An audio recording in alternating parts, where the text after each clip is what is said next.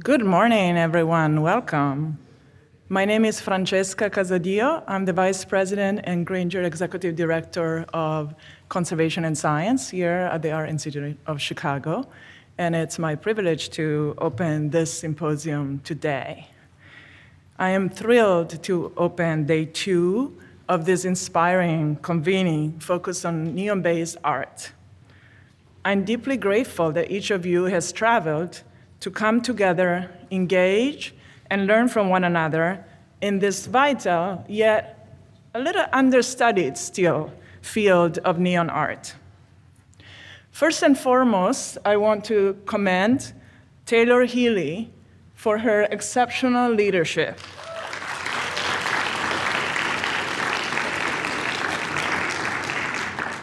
Passion and vision.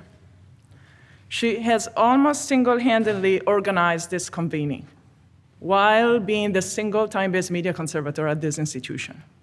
And that's no small feat. When she shared this idea with Sylvie Penichon, who's here in the audience, and me, we realized that we had to do everything to support her, even though technically at this institution, neon art is not considered time-based media art unless it has a durational element.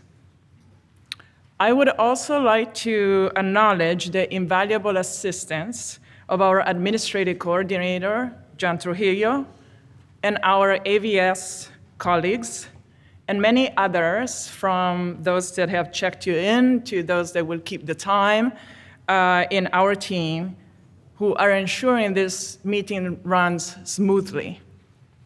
I have an easy job. I just show up, speak for 3 minutes, and everything is just running wonderfully, and I can be very proud of that work, and I'm deeply grateful. This convening embodies the values that are dear to our Department of Conservation and Science. It is interdisciplinary, it fosters dialogue, and it invites global perspectives with speakers who have come from Europe, North America, and as far away as Hong Kong. It also places equal importance on both theory and practice, reinforcing the idea that conservation is as much a manual skill as it is an intellectual pursuit. Even the way this convening is organized holds profound meaning. The workshop has highlighted our duty of care for these works that we hold in the public trust. The symposium manifests an important concept that knowledge is care. And the Bending Workshop places us, in fact places you, the participant, at the cutting edge of academic thinking that making is knowing. As our director, James Rondo, often says, here at the Art Institute, we're much more than a museum. We are an institute. We are a place of living thoughts. And today, during this symposium, you will have the opportunity to share really important thoughts, insights, and ideas. I wish you all the best in your discussions and exchanges today, and I am absolutely confident that this symposium will be seen in the future as a significant milestone, advancing our understanding and therefore our ability to care for neon art. Thank you.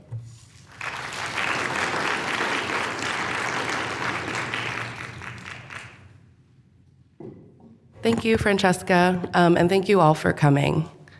I also want to shout out our AVS team today for having this run of show. So welcome to today's symposium, The Persistent Glow, the Conservation and Continuity of Neon Artworks.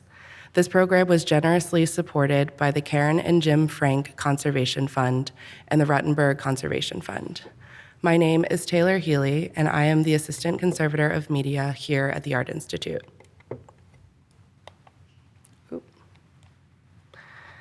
Neon as an element belongs to the family of noble gases, along with helium, argon, krypton, and xenon. These gases are extracted from the atmosphere, or in some cases, deep from within Earth's mantle. And then back on the surface, clear and colored glass is produced in crucibles, pulled into tubes, which is what neon benders strategically bend over flames. This process was introduced in the first decade of the 20th century for commercial signage and subsequently as an artist medium. The dual trajectories persist to this day. Neon as a medium can include any of these gases hand-bent in glass tubes. When the gas inside a tube is ionized by an electrical current, it emits light. The hue is determined by the type of glass, the color of the type of gas, the color of the glass, and any phosphor coatings that further shift or amplify the luminosity. I have this great example right here. There are hundreds of colors that can be achieved through the combinations of gas, glass, and phosphors as seen here in some of the sample tube cases.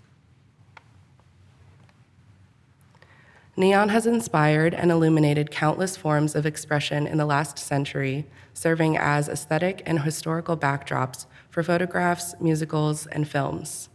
Even its sensory qualities have been captured in novels and been referenced in music and poetry. The light source's diffuse, colorful glow with humming and buzzing from the transformer and overall spectacle are documented in these examples from Bjork, Fear and Loathing in Las Vegas, and a modern Chinese poem describing Hong Kong in the 1950s.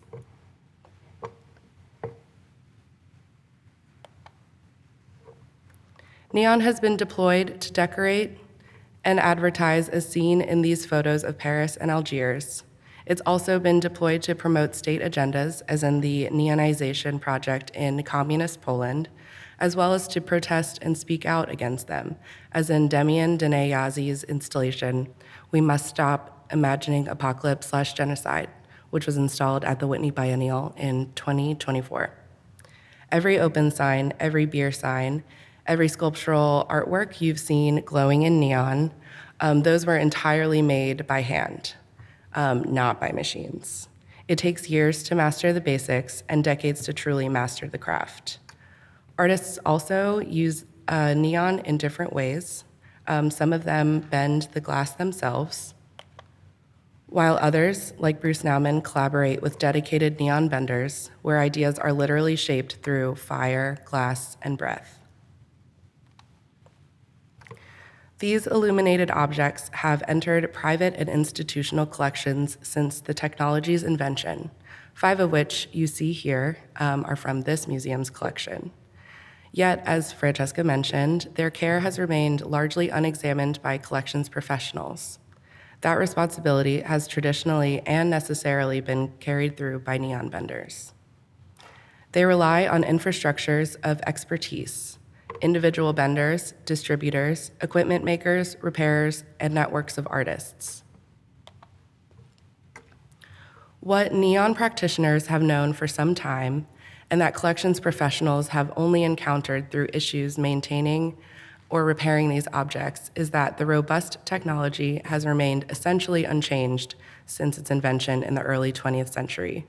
The world around it has changed radically.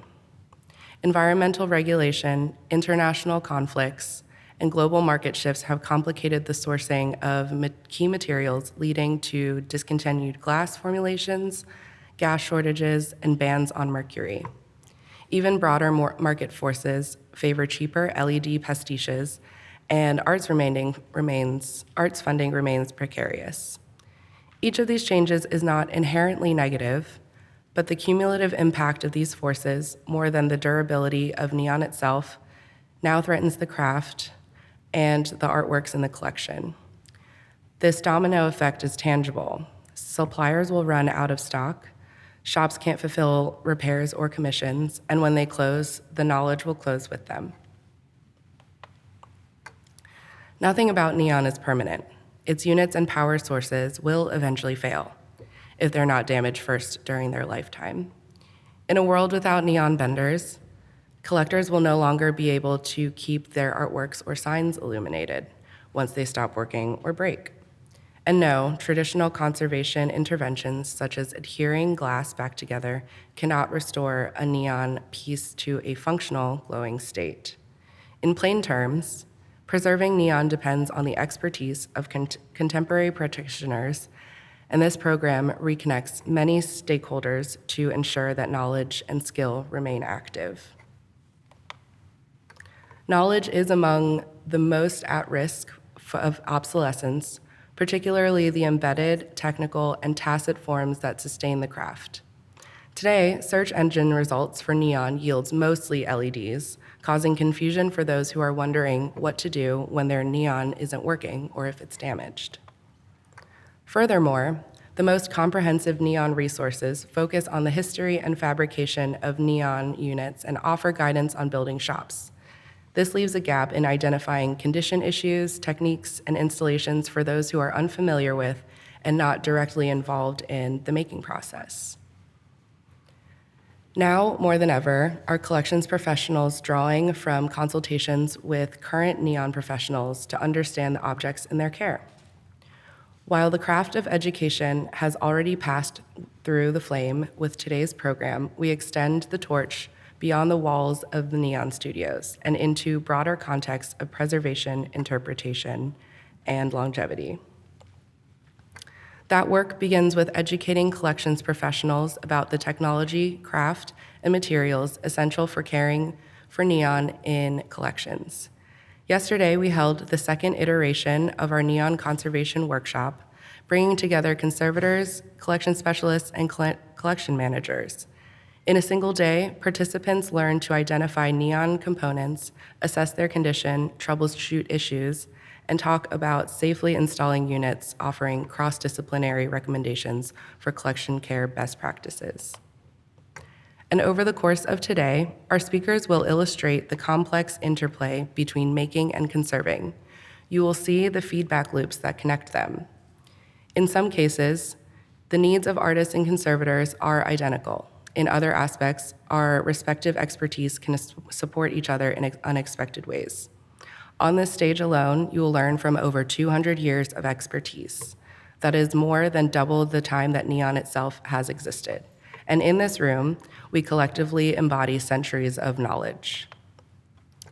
I would like to thank Francesca Casadio, Sylvie Penichon, and Jan Trujillo, and the Conservation and Science team for making this symposium possible. Again, with generous support from the Karen and Jim Frank Conservation Fund and the Ruttenberg Conservation Fund, I am also grateful to the curatorial and collection staff at the museum for their guidance and support, and to the many neon professionals who have quite literally held my hands in the fire. And with that, I would like to invite our first speaker, artist and educator, Kacie Lees, to the stage.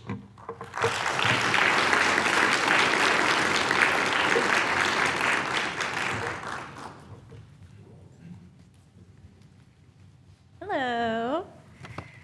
I'm so happy to be here. This is so exciting. My name is Kacie Lees, and I'm a Chicago-based artist who explores nature and history through the phenomenon of light. I teach neon techniques here at the School of the Art Institute of Chicago, and outside of this great city, I have the pleasure of teaching neon all over the country. In Los Angeles at the Museum of Neon Art, in New York at NYU and Urban Glass, and in 2026, I have upcoming courses on the books at Pittsburgh Glass Center and Pilchuck Glass School in Washington State. It's an extraordinary honor to be here at the museum today, at the school where I learned to bend glass as an undergraduate in the spring and summer of 2008. I want to start with a brief overview of how neon is made. Neon starts as a hollow glass tube, often lined with powdered rocks that glow under UV light called phosphors. Each slight nudge and grand swoop of the glass is strategically heated by fire and measured in time spent dancing with gravity. To seal together two pieces of glass or prevent the tubing from collapsing as you bend it, a hose is attached to push the glass from the inside using your breath. After bending is complete, we splice on electrical components to the open end of the tubing, called electrodes, and attach it to our glass filling manifold. There, we clean the glass by bombarding it with a high voltage electric current, add a wee bit of noble gas, and seal the neon unit off the manifold. The glass is then installed and powered by a neon transformer. It's very simple.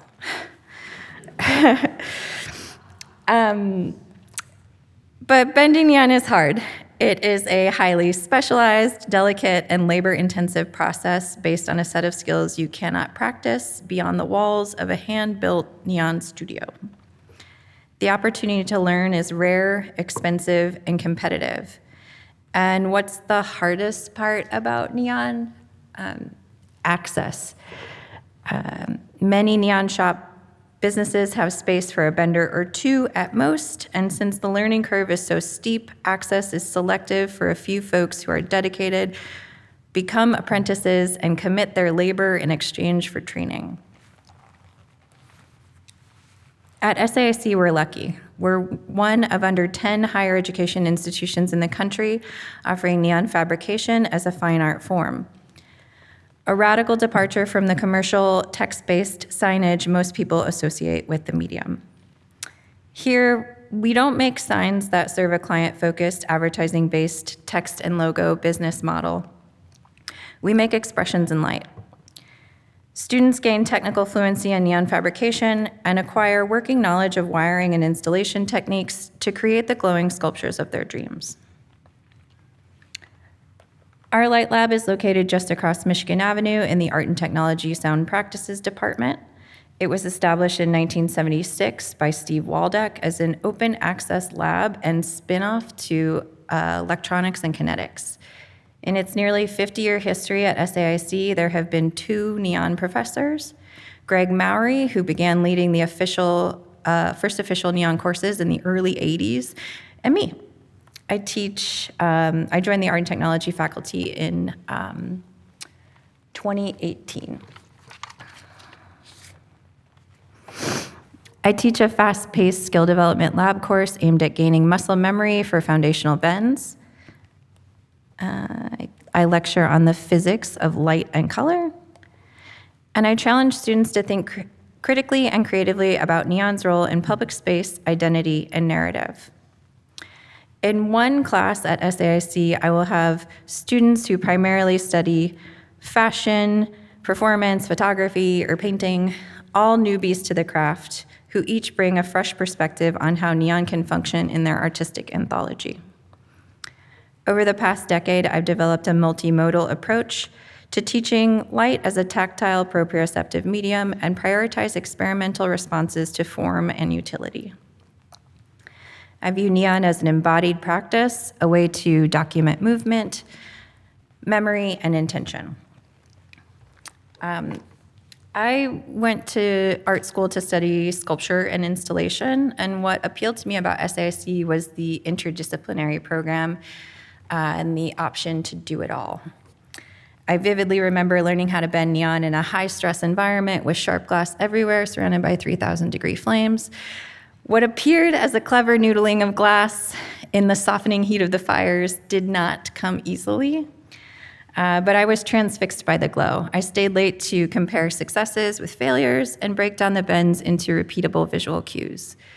In the same semester I learned neon, I was influenced by other courses I was taking, like non-traditional approaches to clay and Earth's history. The impressions the heat made in the glass stood in for the mark of the hand, turning each bend into a fingerprint that shapes the work. My dreams were so much bigger than a 15-week course. I needed more time, I needed more materials, and I needed concrete answers to the zillion questions I had bouncing around in my head. Why is a green tube filled with red neon gas orange? How long is too long in the flame? How should I hold this awkward piece without burning my fingers? Is that tube hot? Ow, yes, burn. But a neon studio after school to continue my practice was non-existent in Chicago. It wasn't until I moved to LA years later that I found an alternative way to access a neon studio in lieu of apprenticing at a sign shop.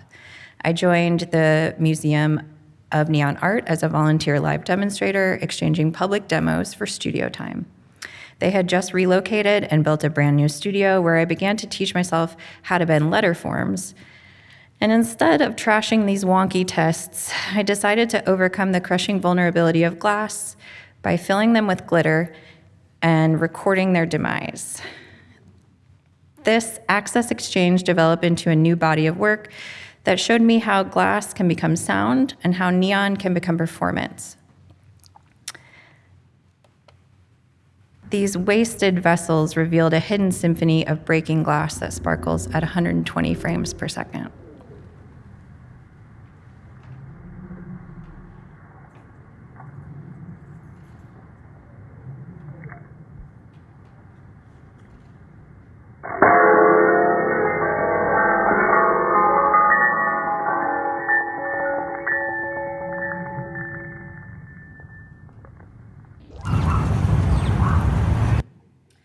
And this is maybe the antithesis of conservation, but negating fragility became a way for me to unlearn a fear that had been holding me back with the craft. Here's a highlight reel of just the hits.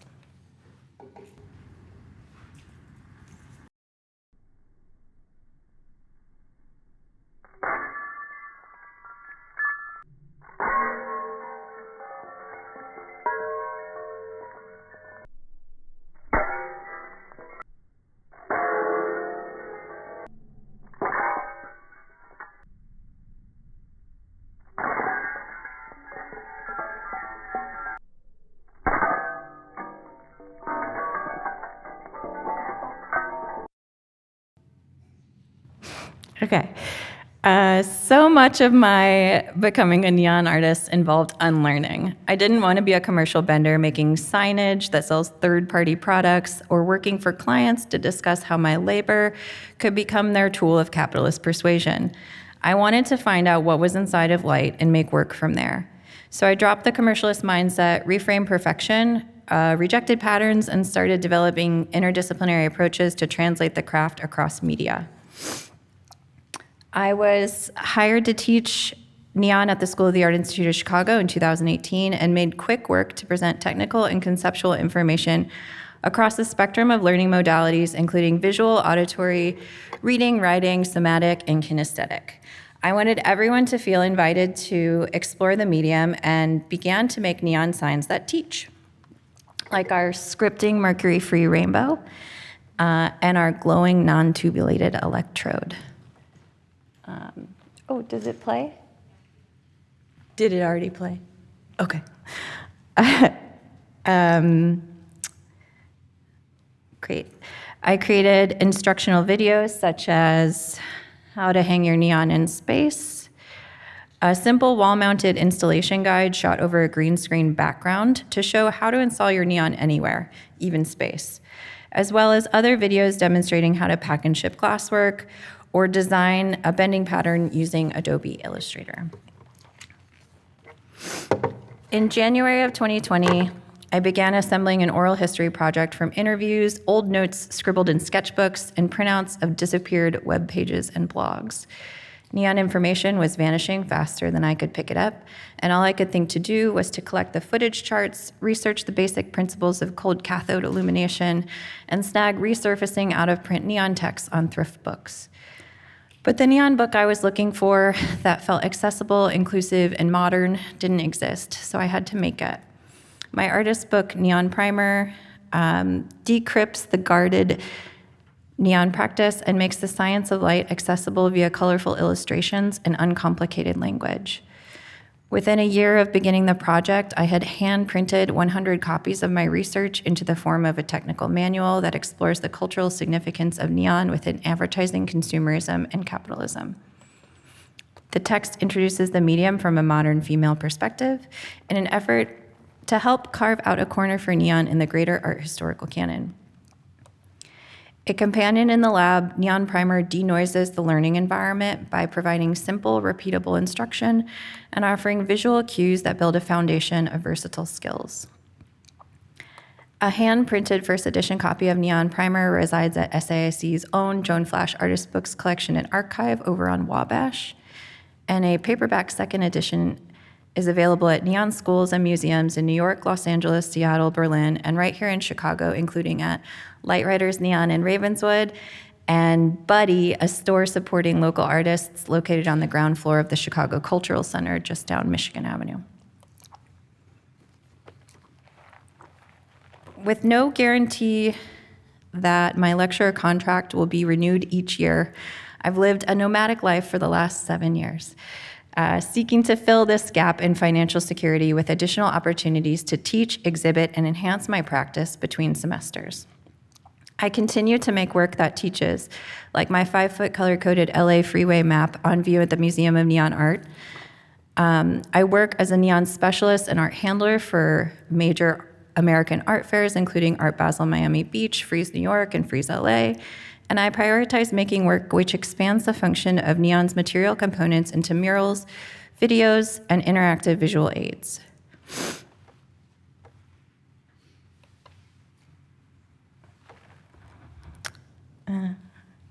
This approach sustains a feedback loop between my teaching practice and my artistic practice, one informing the other, generating real-life teaching moments via my multifaceted professional engagements. Between semesters earlier this year, I had the opportunity to work with professional glassblowers as an artist in residence at the Museum of Glass in Tacoma, Washington, and make a new body of glass vessels with lengths of tubulation attached. These pieces are now primed to be processed on the neon manifold and become plasma sculptures. Another instructional video awaits. There's a vast network of care spread across SAIC that supports our niche craft. In order to operate our shop, we have to know how to maintain and repair our uncommon equipment.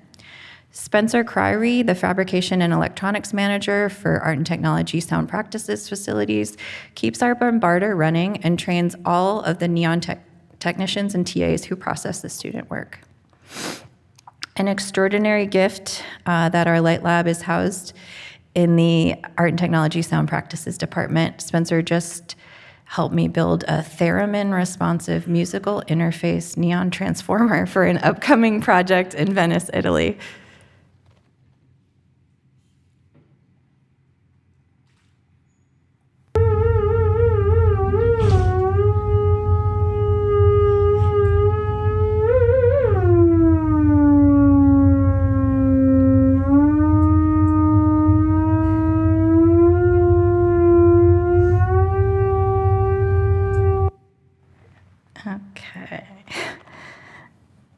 Okay.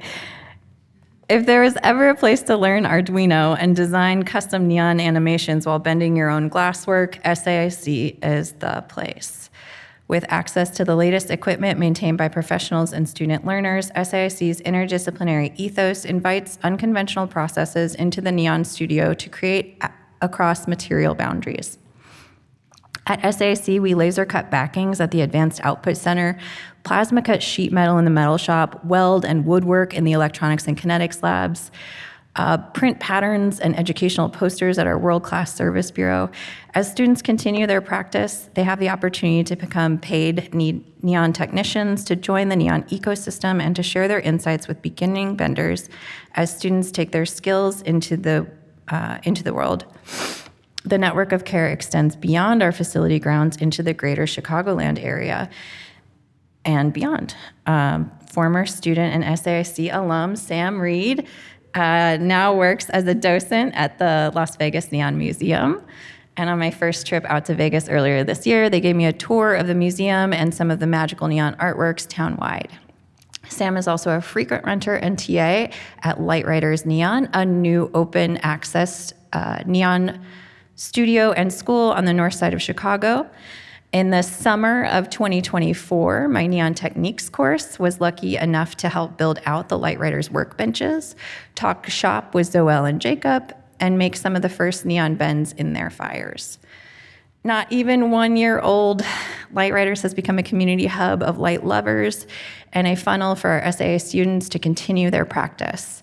I look forward to leading the first of its kind neon aura bending workshop there in just a few days. It'll be fun. At its core, neon is a material of transformation. Gas becomes light, form becomes meaning, process becomes ritual. As both artist and educator, I see my role as a custodian of continuity, passing along knowledge, advocating for access, and reframing neon not as a vanishing trade, but as a living art form, morphing and evolving through personal iterations. The future of neon artists looks rich and multifaceted. It's about pushing the boundaries in terms of tech, sustainability, form, interactivity, while creating immersive and hybrid spaces. As we grow in decentralized, interconnected, and non-hierarchical ways, the network of care and preservation becomes all the more important. I will leave you with a quote from a documentary about making neon in Hong Kong that I show on the first day of class, and it's neon sign technician Hong Hoon says, "This kind of craftsmanship must be passed on. Neon signs won't face extinction. Whether big or small, neon signs are a must for any prosperous city." Thank you.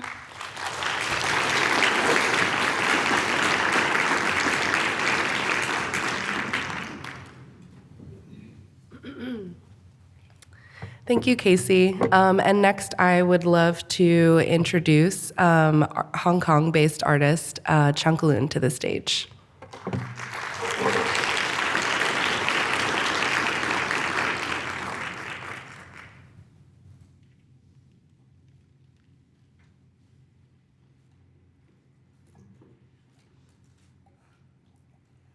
Sorry, even I do talks every now and then, I'm still quite nervous.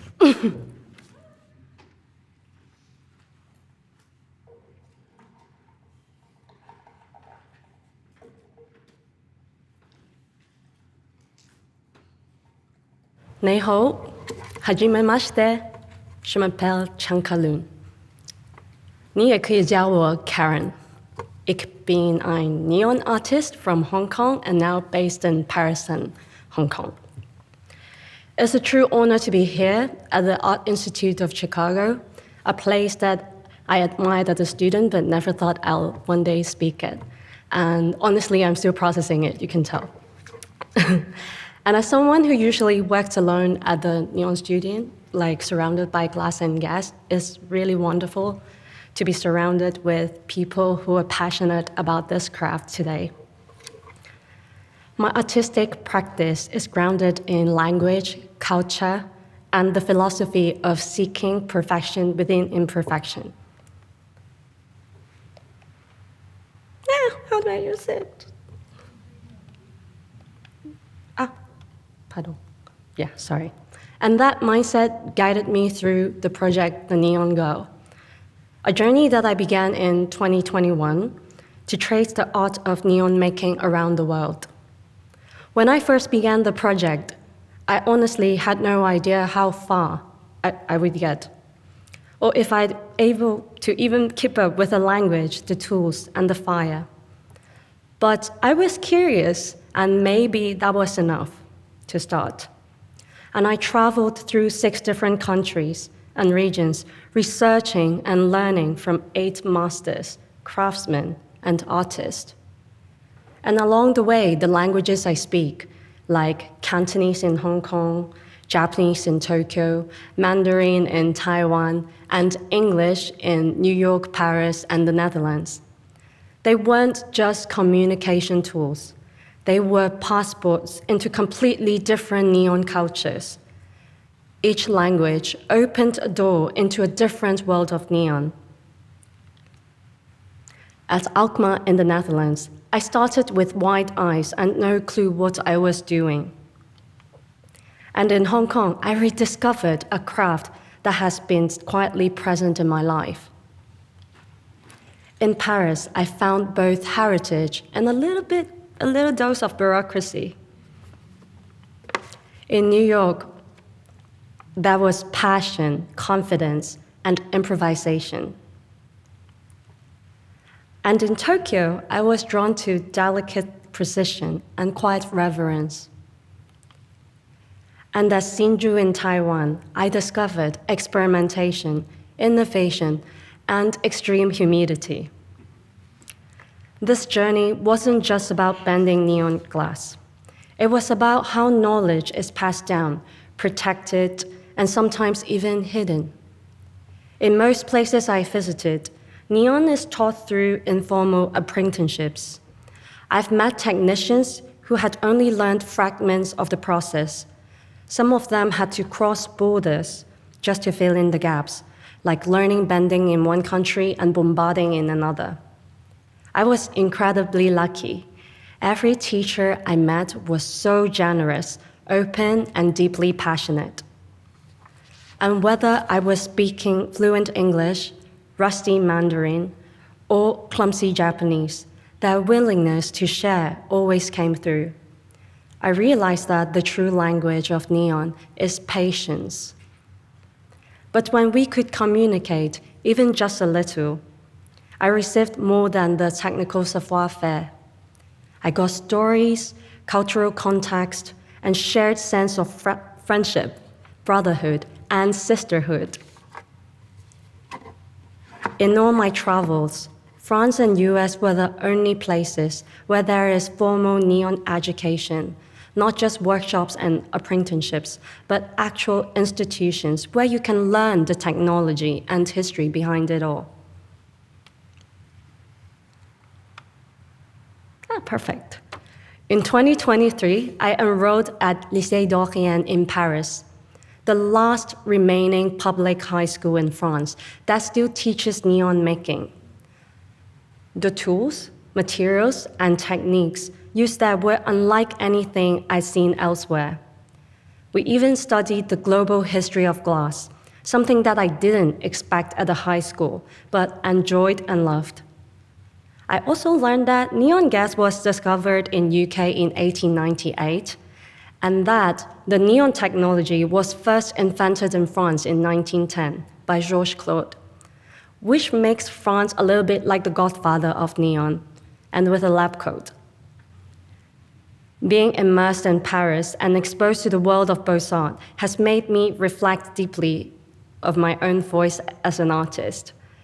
I began creating works that merged neon with Chinese calligraphy. In cursive script, we embrace the raw emotion and vulnerability, and mistakes are often highly appreciated. Where neon, by contrast, demands precision and each gesture calculated. This tension sits at the heart of my practice, through the lens of the philosophy seeking perfection within imperfection. My installation, Cohons, created during my time at Push in Paris, is one example. It is a suspended neon sculpture that feels more like a stroke in the air than a solid object. And the piece began with a very simple question. How do I represent water, not just as an element, but as a reflection of how humans perceive the natural world around us? And that led me back to my own language. In ancient Chinese, the character for water began as a pictogram, flowing lines representing movement. And over time, the character evolved through the oracle bone script, then seal script, then clerical script, and so on to the regular scripts nowadays. But this original visual essence remained. Today, it's still present in many compound characters where the words are water-related and share all the water radicals, like the characters water, wave, sea, and wash. And in Cohons, I worked with a cursive script form of that radical. I chose it for its expressive, emotional quality, its looseness, its rhythm, and its refusal to be boxed in. And that very raw movement created an intentional tension with the specific precision of French neon. Around the same time, I started exploring what it means to bring French neon craftsmanship abroad, not just as a material export, but as part of an evolving visual language. In Lime Rock Legacy, made by hand, lead by heart, a piece commissioned by Kiwa Bakery, where I created using borosilicate tubes in France and then shipped them to Hong Kong for installation. Most of the time, I find myself passive when it comes to color. I can only work with suppliers that happen to have the stock, and not just locally, but in Italy, France, China, or the US. And what made this artwork special wasn't just the borosilicate tubes, nor the French techniques. It was the color. I was chasing a specific soft orange glow. I ended up using a yellow-colored glass tube coated with green phosphorus and filled with neon gas. And that combination gave me the exact hue that I want. But as every neon artist fears, some of the tubes broke during the installation. I was very devastated, but also lucky to have the support that I can turn to my Taiwanese master, Huang Shunlo, to help me to recreate the same color. We collaborated entirely through photo comparisons and Facebook messaging, and it was like a long-distance color matching therapy. But we pulled it off. He did numerous tests and mixed phosphorus powder to create a similar hue. I've actually worked with Master Wong in the past, during the Neon Girl project for the work Mother Nature. Most of the neons nowadays came powdered with phosphorus powder when you buy them. And for Mother Nature, we did something uncommon. First, we used a thin tube to transfer some phosphorus powder into the bent tubes.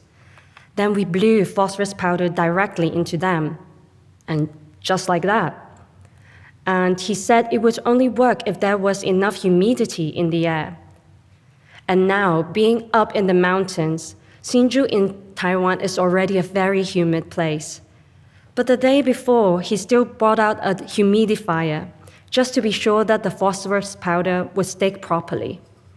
And that was one of those moments where science meets superstitions and meets absolute dedication. And it worked.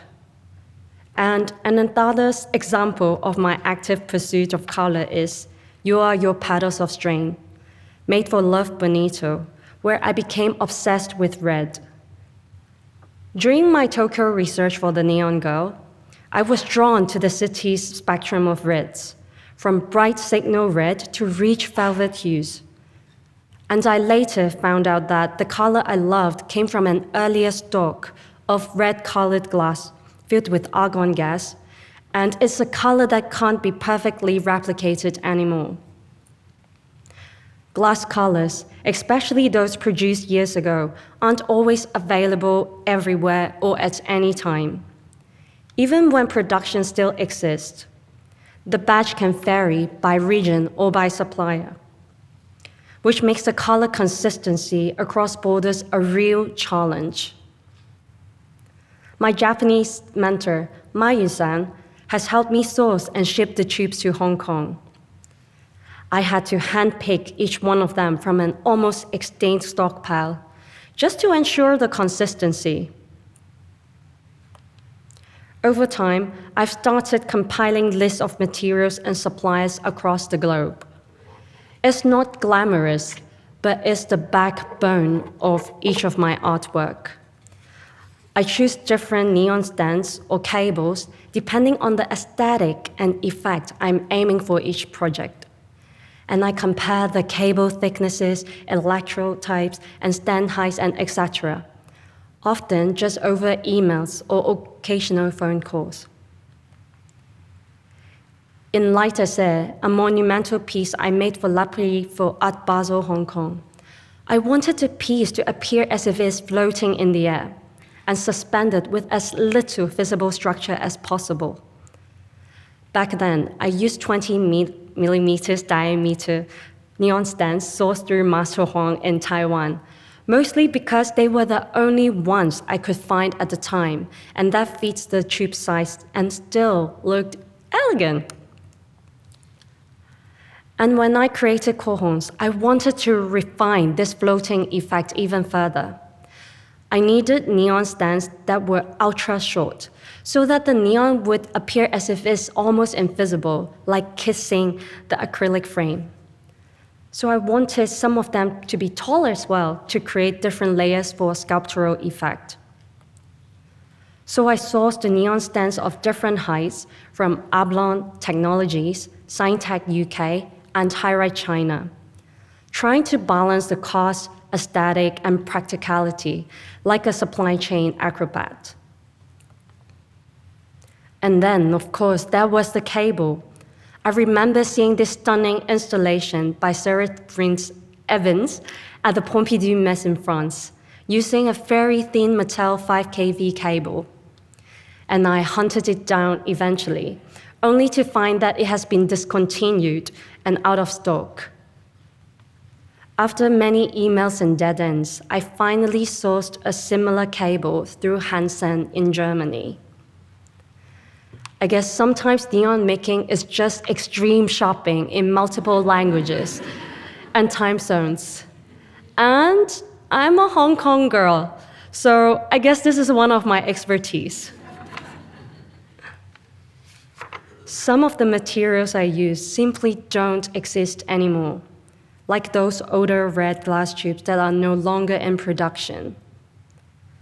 Once this generation of craftspeople is gone, much of this tacit knowledge, not just of neon making, but how to source, adapt, and engineer the machines and materials that support it, like the cables, the stands, the transformers, or even the burners and torches, may vanish with them too. All of these material deep dives taught me something unexpected: how fragile language can be in the world of conservation. Between technicians, conservators, and suppliers, translation errors are surprisingly common, even with technical terms. In my early days, I tried to translate bombarding, and somehow it always became explosion in another language. And that is definitely not ideal. Not what you want neon to sound like. And I've since learned the proper terms. Changement du gaz in French, yaphe in Cantonese, haiki in Japanese, all meaning the same process, but more gently as charging, inserting, or releasing the gas. And that leads me to think, maybe that's why public myths about neon still persist. Will it explode? Is the gas toxic? Is it dangerously hot? And I get it. Over the years, I've met so many people, from collectors to electricians, who thought all those things were true.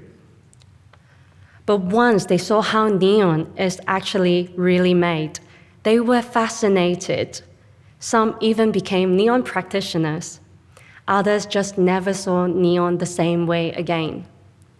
Maybe what we call material knowledge is also a kind of cultural translation.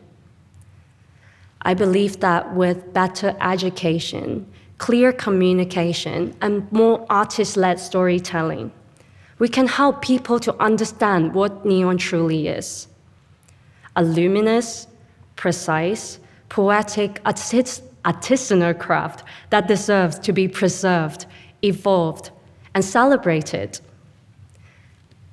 And since we are all here because we care about preservation, I think we share the same mission: to protect what glows and let it evolve. And beyond its glow, I also ask myself, can language itself become a sculptural trace of history? Through studying the evolution of Chinese calligraphy and how it reflects the way humans perceive and record the world, I try to answer that question by reimagining it through the glowing lines of neon. And if language opened the door of my journey, I hope that maybe now, through neon, it can help light the way forward for others too. Thank you.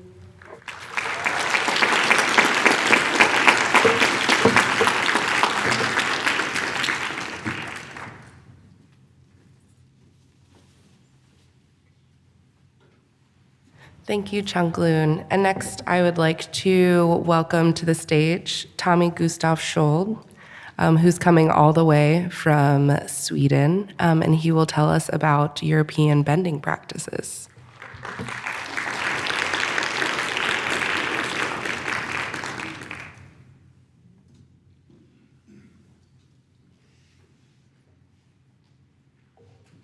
Hi, everyone. First of all, I want to thank you for the invitation to be a part of this bunch of knowledge. It's such an honor. I will briefly try to guide you through the neon procedure in Europe, and especially Scandinavia. Europe has a long tradition of glassmaking, artisanship, and public lighting arts, and these have influenced neon practices. In continental Europe, neon studios often operate combining commercial neon, architectural lighting, and art. In Scandinavia, one sees a blending of minimal aesthetic design traditions and technical precisions, often linked to architectural lighting and art installations. Neon first reached the north in 1920s. The first neon tubes was lit in Stockholm was lit in 1924, and that was a sign advertising Philips lamps. Kind of ironic today, as the situation is. More about that later on. By the 30s, illuminated advertising had transformed all big cities. Neon was seen as the light of the modern city. During the 40s, Denmark, Norway, and Finland followed. Companies of all kinds embraced neon to express joy, progress, and confidence. Through the 50s and 60s, neon became a kind of public art in Europe. Design mattered: Danish typography, Swedish precision, and the Finnish minimalism. The result was distinct from American neon, more restrained. Compared to continental Europe, Scandinavia lacks a large mass market neon industry today. It disappeared about 20 years ago when the LED almost took the whole market. Looking at Europe and Scandinavia, neon benders, or neon glass blowers as they are often called there, are getting fewer. In UK, the craft is classified as endangered, and there's between 25 to 30 professionals left, I believe. Looking north, it's even worse. Scandinavia, you can't even count it to 5. Except for me, I know about 1 or maybe 2 in Denmark.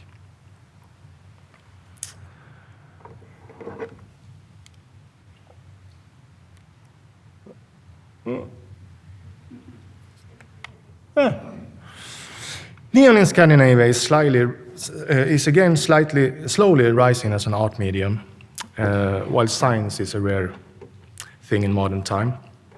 Some still do take care of their signs, though, and new ones are made once in a while. But it's far from the heydays in the 40s and the 50s, when this was a quite common street in Stockholm.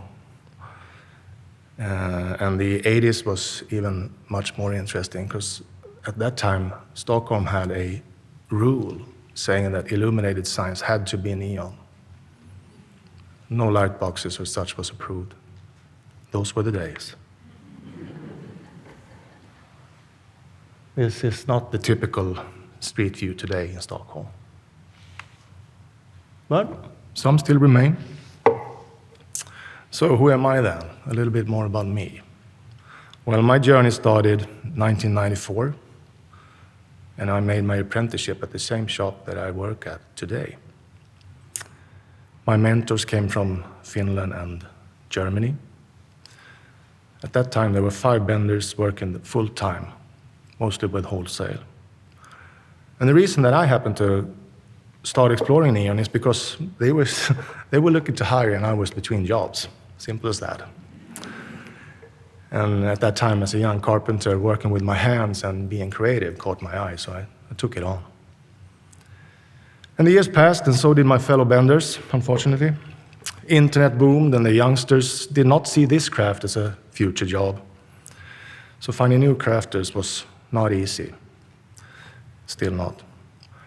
The construction industry was slow, so automatically neon went the same way. But thanks to the art world was still striving, and they found neon. Collaborations began, and suddenly there was another group of customers. Very fun. While our competitors by different reasons had to close, we kept on. Today we serve a wide range of customers: the sign industry, architects, designers, and of course artists. All around the world, and I'm happy. The reason I'm still doing this is because of the art, the artistic way of using neon. I'm quite done with ABC 1, 2, 3. There's still a sense of discovery working with artists, and that's what I like. Most artists find me by word of mouth or through Google and, of course, social media. And working with artists, it's the most given thing, I think, because each collaboration is different. Some just send me a design free to turn into neon, but most, actually, they want to be a part of the process up front in the shop, and that's what I like.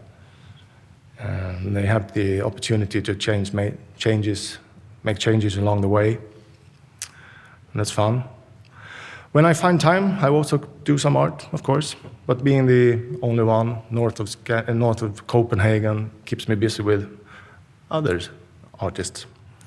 But when I do my art, it's not just one thing that I keep to. I like to work with small, intricate pieces all the way up to big, clear, large, and abstract installations. Sorry. A favorite is to mix materials, of course, like found objects or other unexpected elements.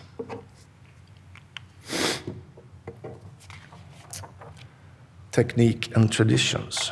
Well, even though the US technique of making neon has gained ground in Europe, and still do, there are still crafters in Europe using the typical and characteristic EU technique, a technique that got some key differences.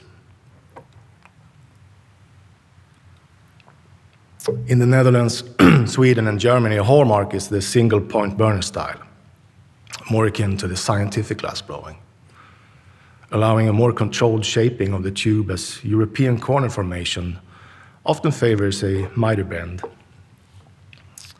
Also, here's some example. To the right, I think, is more US style. That's the most horrific one I've ever seen, so I made a new one.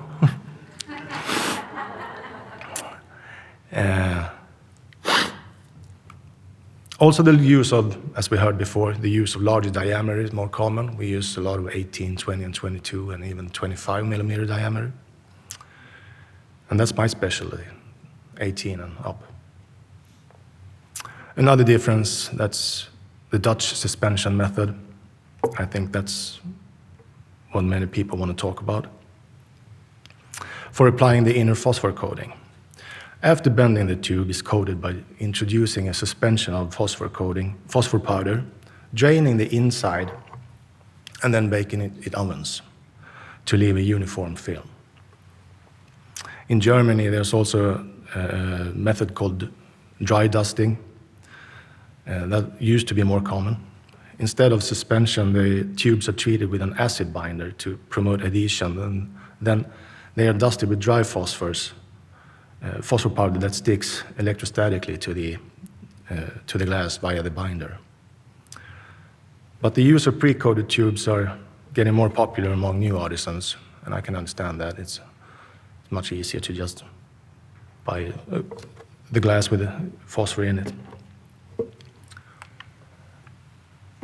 Here's the cabinet of suspension at my shop. because we don't buy the suspension from suppliers. We mix them ourselves. Another thing that may be a little bit different is the pumping process. Maybe not nowadays, but way back in the time. As some neon shops in Europe use ovens to heat the tubes instead of the bombarding technique, which is also gaining ground because there's no ready-made ovens on the market. You have to make them up as you go. And these are examples of the ovens that I use. And these are huge. I think that we have a video of the coating process. Do I click again? Thanks.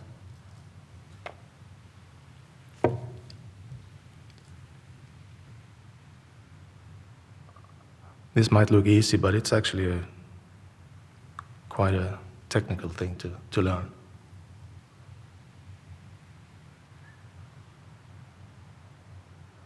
Whisking it around in a tube big as that is quite risky.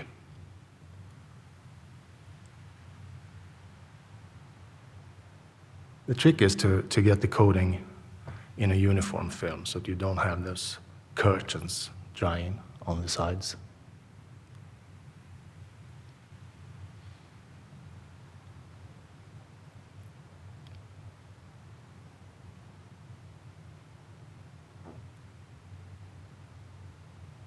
You don't have many seconds to work with when you have removed the cork from the tubes.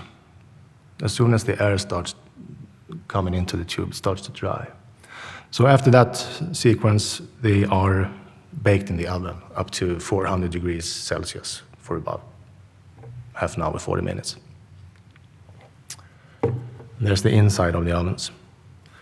Well, these differences affect labor time, but as many European shops operate at smaller scale nowadays, they may invest more in process control and quality per tube rather than throughput, and that's just a theory on my own.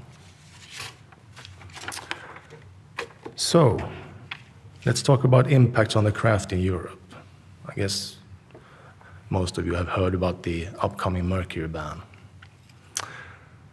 Not only must neon compete with decreasing of commercial use, rising material costs, supply scarcity, and that the new makers are rare, the regulatory landscape is changing. For decades, we have negotiated exemptions for the use of mercury. One of the most serious external pressures on neon craftsmanship today is regulation limiting or banning mercury use in lighting. Under the EU's restriction of hazardous substances directive, or known as RoHS, the use of mercury in lighting is heavily restricted. The EU has adopted rules to phase out many exemptions, including for mercury in lamps and fluorescent tubes. We don't have any fluorescent tubes in Sweden anymore, I think. And I think California starts to remove it this year, huh? In December 2021, the European Commission moved to end many exemptions, allowing mercury in lamps of any kind. Now these are under threat of expiration as authorities tighten the rules. In Sweden, for example, yay Sweden, the Swedish Chemical Agency decided that the use of mercury will no longer be legal after February 2025. 25. But luckily, the new legislation from the EU Commission seems to be open for interpretation.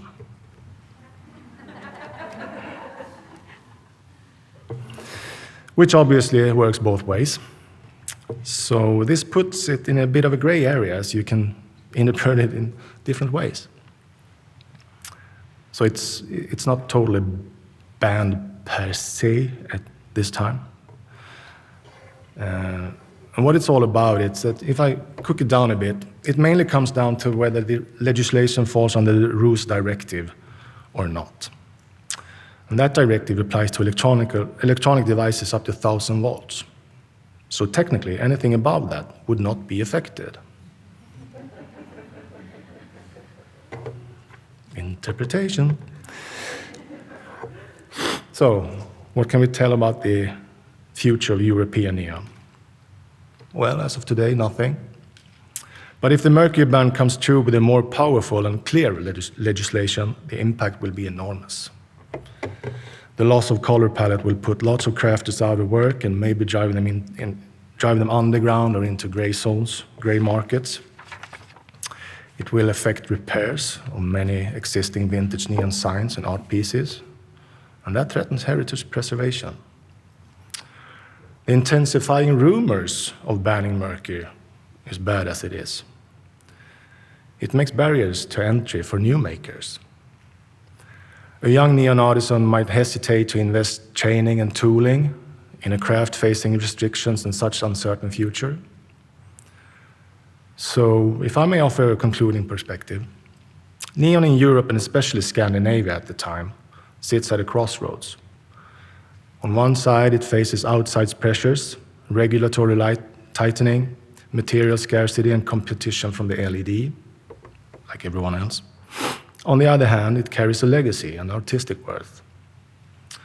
And, least but not last, a small but passionate community that believes in the incandescent magic of glass and gas. Thank you.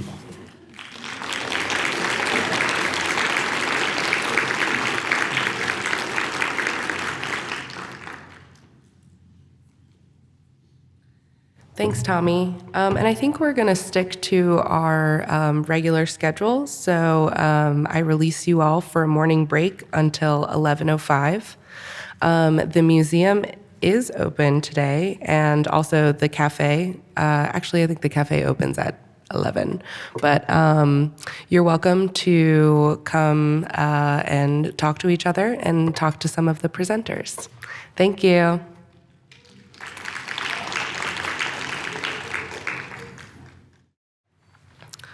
All right, I hope you enjoyed the break. A little roadmap for the rest of this morning. We will have 2 more speakers, followed by a panel discussion. And then after that, we will have questions from the audience. And then we will have our 1-hour lunch break. So with that, I'd like to invite Zoelle Nagib to the stage. She is a neon bender and owner of Light Writers.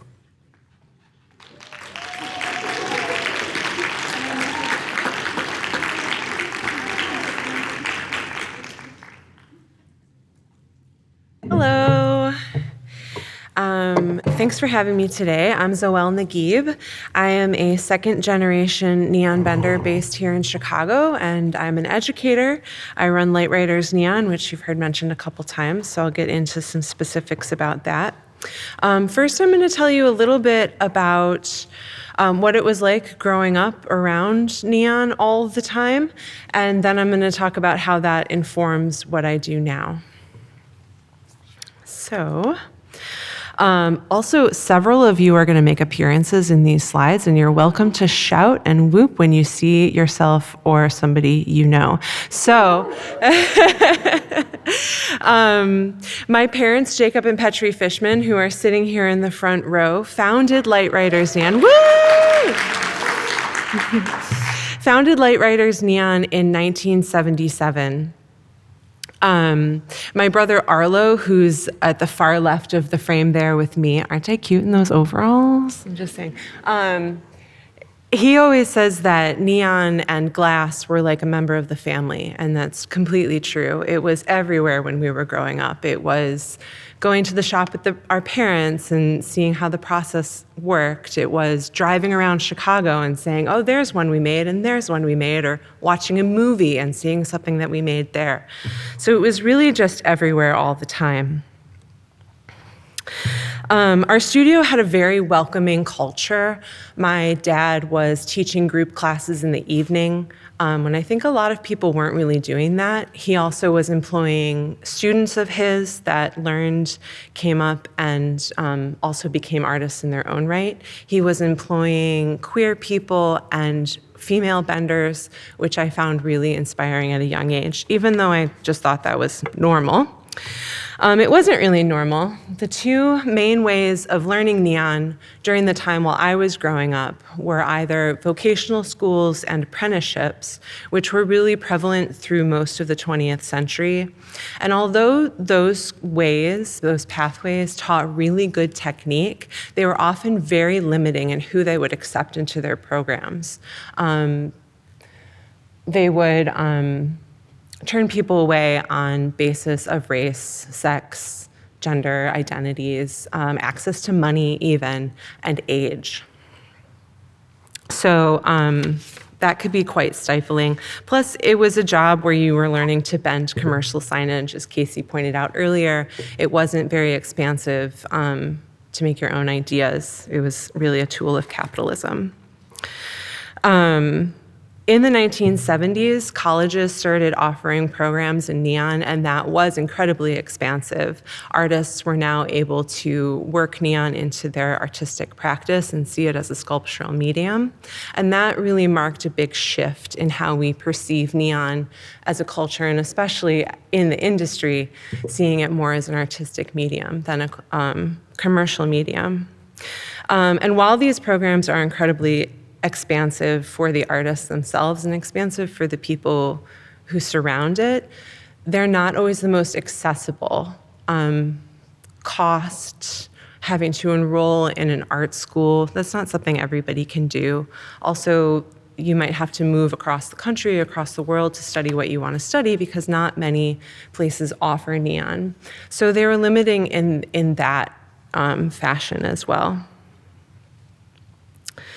I was really lucky because starting in the 90s, craft schools began to offer neon, the first of which was Penland in 1993.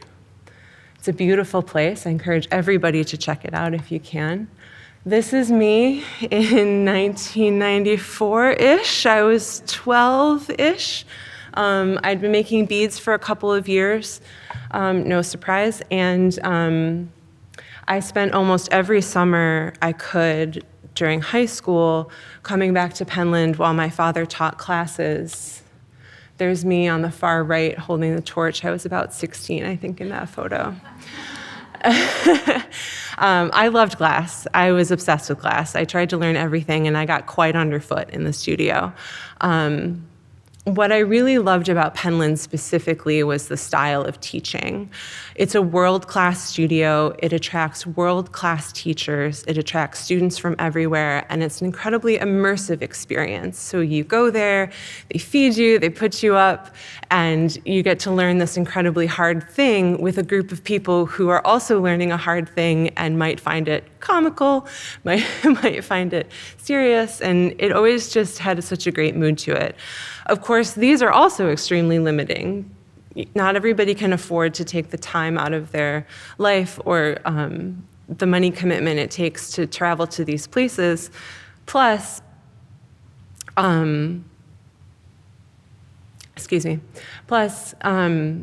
if you learn something like neon, access to a studio where you go back home isn't always realistic. So people can come and learn great things, but maybe not be able to use that when they move back home. Penland is not the only one, of course. There's also glass centers across the country nowadays that offer classes in neon. And these are really great, especially ones in urban centers like Brooklyn Glass, Urban Glass, the Crucible in Oakland, where you see my brother teaching there up on the right. Pittsburgh Glass Center, places like that offer people in urban centers a place to practice, a place to find community, and a place to learn. And that's something I found really very inspiring, as you will see as I get further into my talk. I'm going to talk a little bit about technique because I was raised around people who are so passionate about craftsmanship and technique. This is a picture of my dad bending what we call a, bending what we call a double stroke or an outlined S.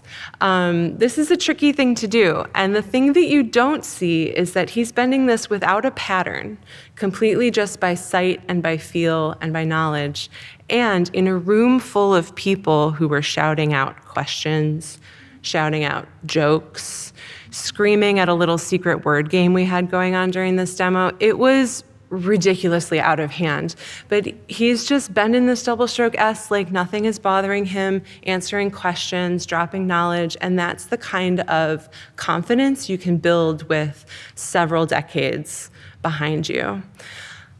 I think what I'm trying to get at here is that neon is hard and it takes a really long time to get good at it. Oops, wrong button. Green button. There we go, there's me working on it. It also takes teams of people to get repeatable results that are very, very precise, build large sculptures, pattern, paint, design. Woo, my mom's in that picture. Everybody shout, my mom, that's my mom. Computer program, like that also goes into these neon works. And just all sorts of skilled labor. John Bannon, woo, woo, he's here, woo. Okay. Anyway, all I'm trying to get at is that I personally have a very deep appreciation for this craft and all of the hard work that goes into it. For you museum folks, this is Naumann's 100 Live and Die on its side in the garage of my childhood home. That's my mom standing in front of it, trying to assess what needs to be fixed up or taken care of, but I think it's pretty much done. This love of light and color and craftsmanship led me to get a degree in photography, a little bit of a shift. I didn't go to school for glass. And I'm gonna show just a little bit of my own work here. This is from the time period when I was moving from only two-dimensional photo, drawing, painting back into glass work. So these works are from 2018 to 2022. And I chose them because they show how much I was thinking about light. Any light artist, any photographer, even sculptures, artists of all walks will tell you that light is the thing, right?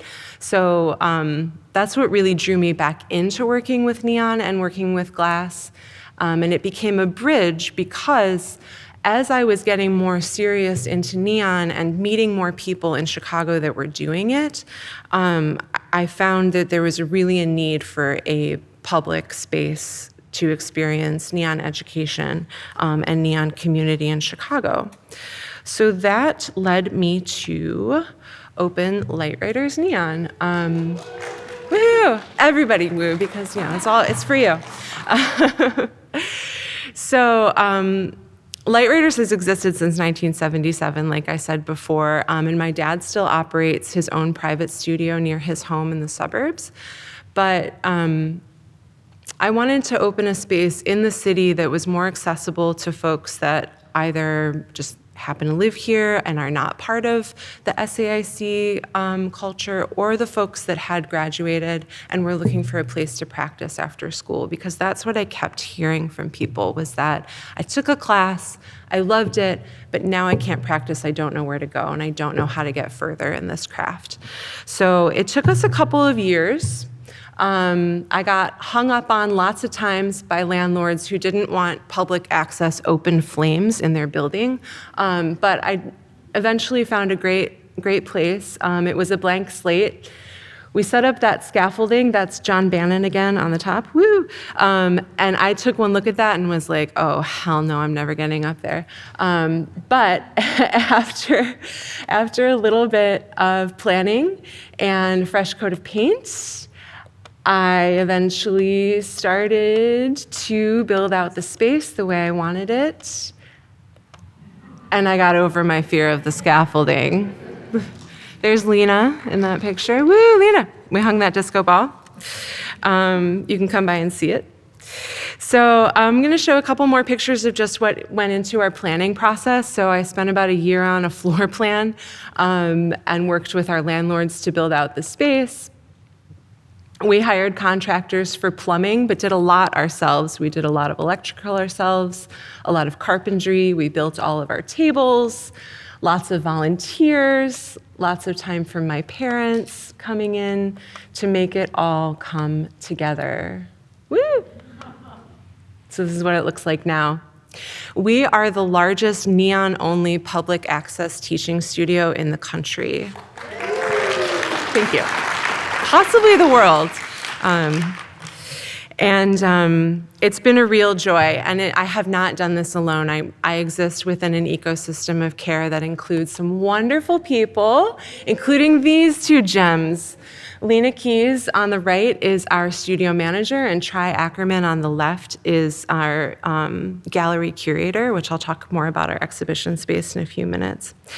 They are both recent grads of the School of the Art Institute Chicago, took Kacie's neon class, and thought, hey, I want to do more of this.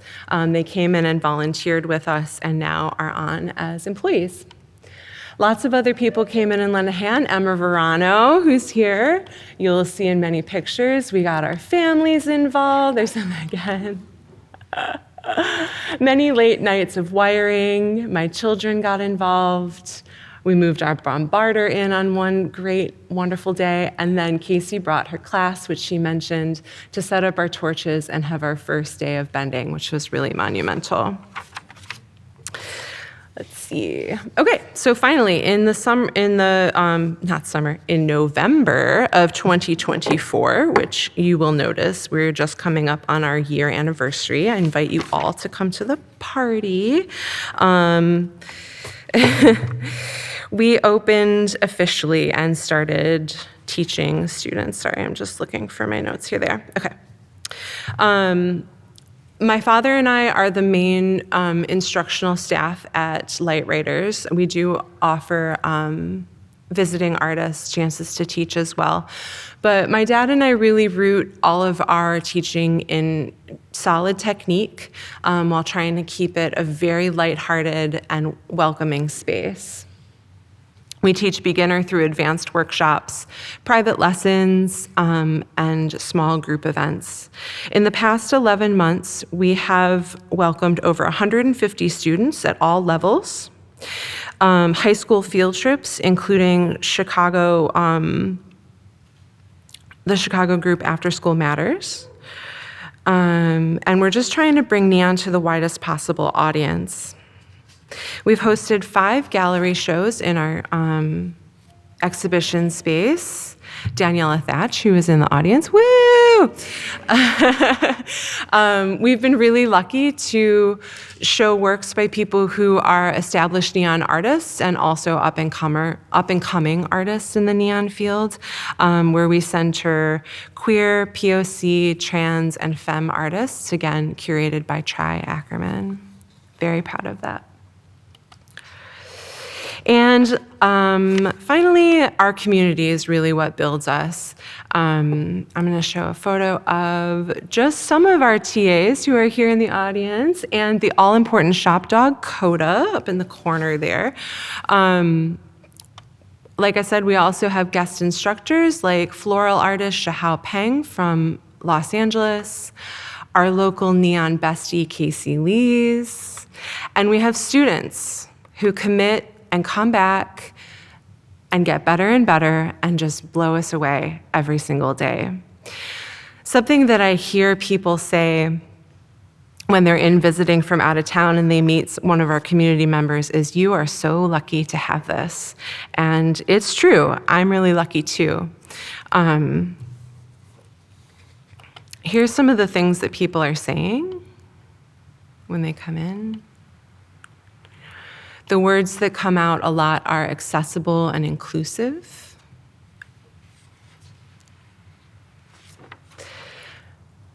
And it turns out that we're not alone. You saw this map earlier as part of Kacie's talk, and I encourage you all to go to neonusa.com and check it out. But this is the network of teaching studios and facilities that teach neon in the US. So among us, there are many others. I'm also a part of the Neon Makers Guild, which offers virtual and in-person support across the world. We have meetups where you can come and ask questions from veteran benders, bring your most recent projects and show off a little, and it's really a wonderful resource. So I encourage anybody of any interest level to check it out.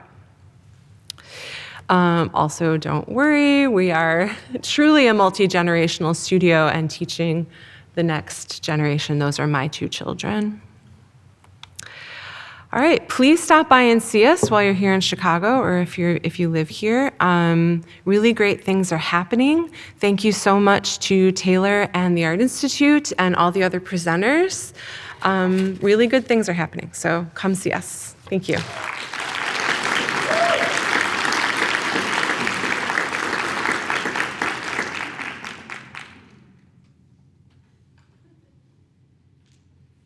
Thanks, Zoelle. I highly, highly recommend taking classes with her and Jacob. It's kind of an unmatched opportunity to take classes with them and their unending expertise. So now we're actually going to switch gears a little bit. We're not going to be talking so much about the making of neon, but where the materials come from. So with that, I'd like to welcome Mike Sweet from FMS Neon Signs.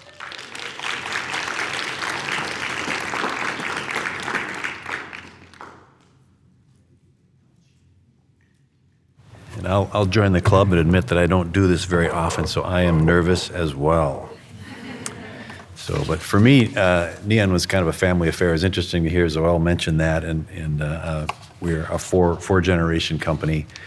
And I always remember when I was a kid running around in my grandpa's basement. He had a big house and a huge basement, and it was like a chemistry set down there. And he was doing experiments on phosphors and different things right in the basement of his own house. I don't know how safe that was. I don't know what the chemicals he was using, but it was everywhere, and so I kind of grew up with it.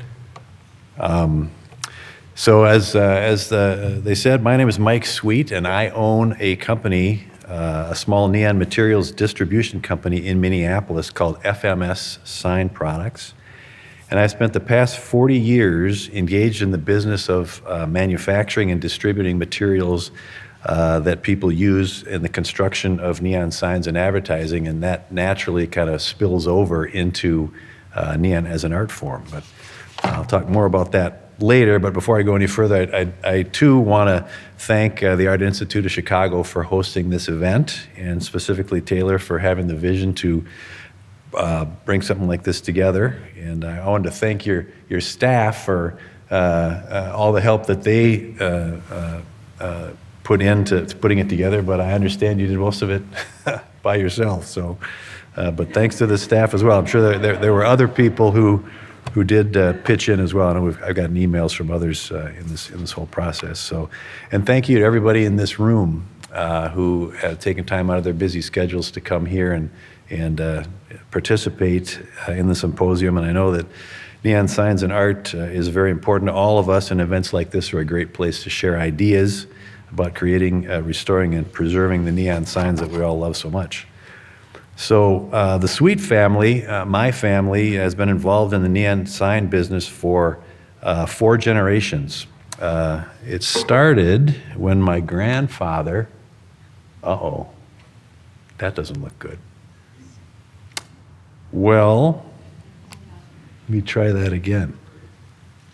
Yeah, maybe those are just low-res pictures. Well, anyway, what I was going to say, there was a picture in the upper left there of my grandfather bending glass in Minnesota in 1937. And then the one in the lower right was my dad at the office in 1962. So that's generation number 1 and number 2. Maybe I'll get past that one. Those aren't so good either, but there's Grandpa Fred again, and the top one's kind of cut off there, but that was about 1985, and his wife June. But our company started when my grandfather became fascinated with the neon signs that he saw around Minneapolis in the early 1930s. He was a very curious man and always interested in new technologies, and neon really caught his eye, so he took a job at a commercial sign company in Minneapolis to learn how to be a glass blower and ultimately a neon sign fabricator. So he did that throughout the 1930s, but his career was interrupted when World War II came along, and he was called to go to California and serve in the Army Air Corps during the war. While he was in California, he met a guy named Arthur McMahon, who was also into neon and had patented some designs of a neon tube support, the little ubiquitous glass stand that we see all over the place holding neon onto sign faces, was originally designed by this guy, Arthur McMahon, and during their time together, it ended up that my grandfather bought the patents and the design and the name A.B. McMahon. That was his company, and that's why our company was called A.B. McMahon in the early years. Our company changed its name to FMS in 1970, which actually are my grandfather's initials. Fred M. Sweet is his name. And so when he returned to Minnesota after the war, he decided that rather than continue to make neon signs, he would manufacture the materials that other people would use to make neon signs. And so in addition to these glass tube supports, he added fluorescent, coated glass tubing and electrodes and all the supplies necessary to manufacture a neon sign. And we're still engaged in that business today. We started in 1946, so next year we'll make 80 years that we've been in business. So yeah, long time. I've been involved for about half of that time. I know the focus of this meeting and the primary focus of most of you in this room is the restoration and maintenance of neon pieces in the form of fine art, but as Taylor mentioned, I come at it from a little bit different perspective. My focus for the last 42 years has been primarily on the application of neon materials in commercial signage, because that was naturally the largest market for the products that we had to sell. But I believe that commercial neon is considered art in my book and in a lot of people's estimation in many, many cases.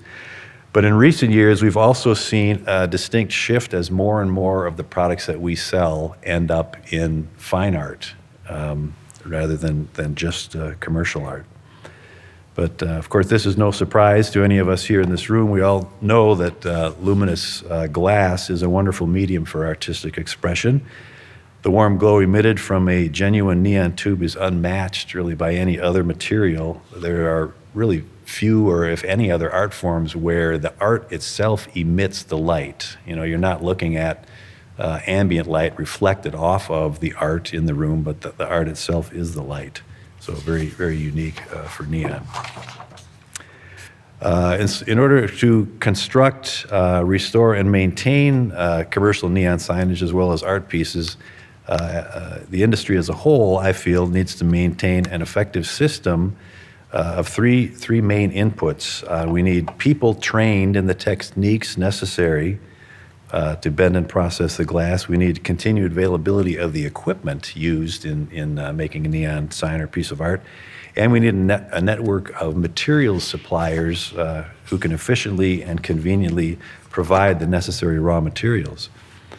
I'm going to try moving on to another slide. This is an interesting one.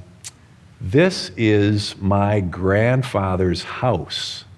Back in the late 1940s, or I think it says circa 1955. I think this was actually a little bit before that. And since he was a neon guy, he thought it would be really cool to do his own lighting. And so he put cove ceilings in the living room and the dining room and the kitchen, and then he put neon tubes behind the coves to light those rooms. And Better Homes and Gardens magazine found out about that somehow and did an article about it. It was a big article, kind of the light source of the future, the way that you could light your home in the years to come. So how are we doing relative to each of these three necessary inputs that I mentioned? Number one, as I said, I think is a system effective in training neon fabricators in the technical skills required to successfully produce a gas-filled luminous tube. That's not an easy task. We all know. When I started in this business more than 40 years ago, I wanted to learn more about the products that we were selling and how they were used, and I thought it would be really cool to make a neon sign. So I took a class at what was then the American School of Neon in Minneapolis. And after 13 weeks there, I finally produced one piece. It was a neon sailboat. And during the class, I learned how difficult it is to make a neon sign, and in the process, I developed a deep respect for anybody who could do it well. And perhaps the most memorable lesson I learned, and I've heard it mentioned here already today, is hot glass looks the same as cold glass. And when you pick it up, you find out in a hurry that it's not, so you don't make that mistake too many times. But I burned my fingers on a number of occasions. But from my point of view, I think our community is doing a great job of this today, of training new people into the field. And in fact, it seems to be gaining momentum. I remember in the early 2000s when LEDs were really making big inroads into the lighting industry and displacing a lot of the things that had been done with neon. A lot of the people that we dealt with, the science supply distributors and others, really kept referring to neon as a dying art, much like the hand painting of billboards, the sign painters that would paint those big billboards by hand. That was kind of dying out, and they put neon kind of in the same boat with that, with LEDs taking so much of the business. But here we are, 20, 25 years later, and things have really turned around from that.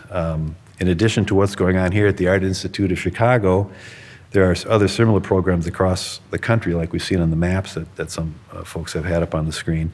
And I've heard many times from these institutions that the neon classes fill up early, and a lot of times there are waiting lists generated. And I know that people are naturally drawn to neon, the warm glow of a neon sign and art, and they want to learn how to do it themselves. So I think we're doing a good job training people.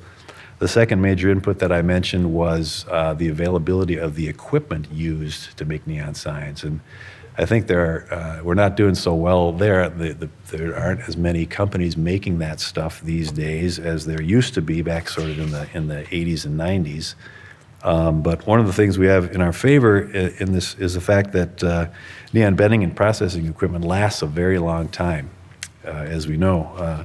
In my 40 years of travel around visiting neon shops across the country, it's not uncommon to see bending equipment that has been used for decades and still works as well today as when it was first put into service.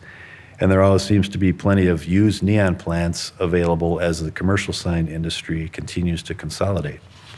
So we could stand some improvement in the availability of new neon bending and processing equipment, but I don't think it's anything to be concerned about.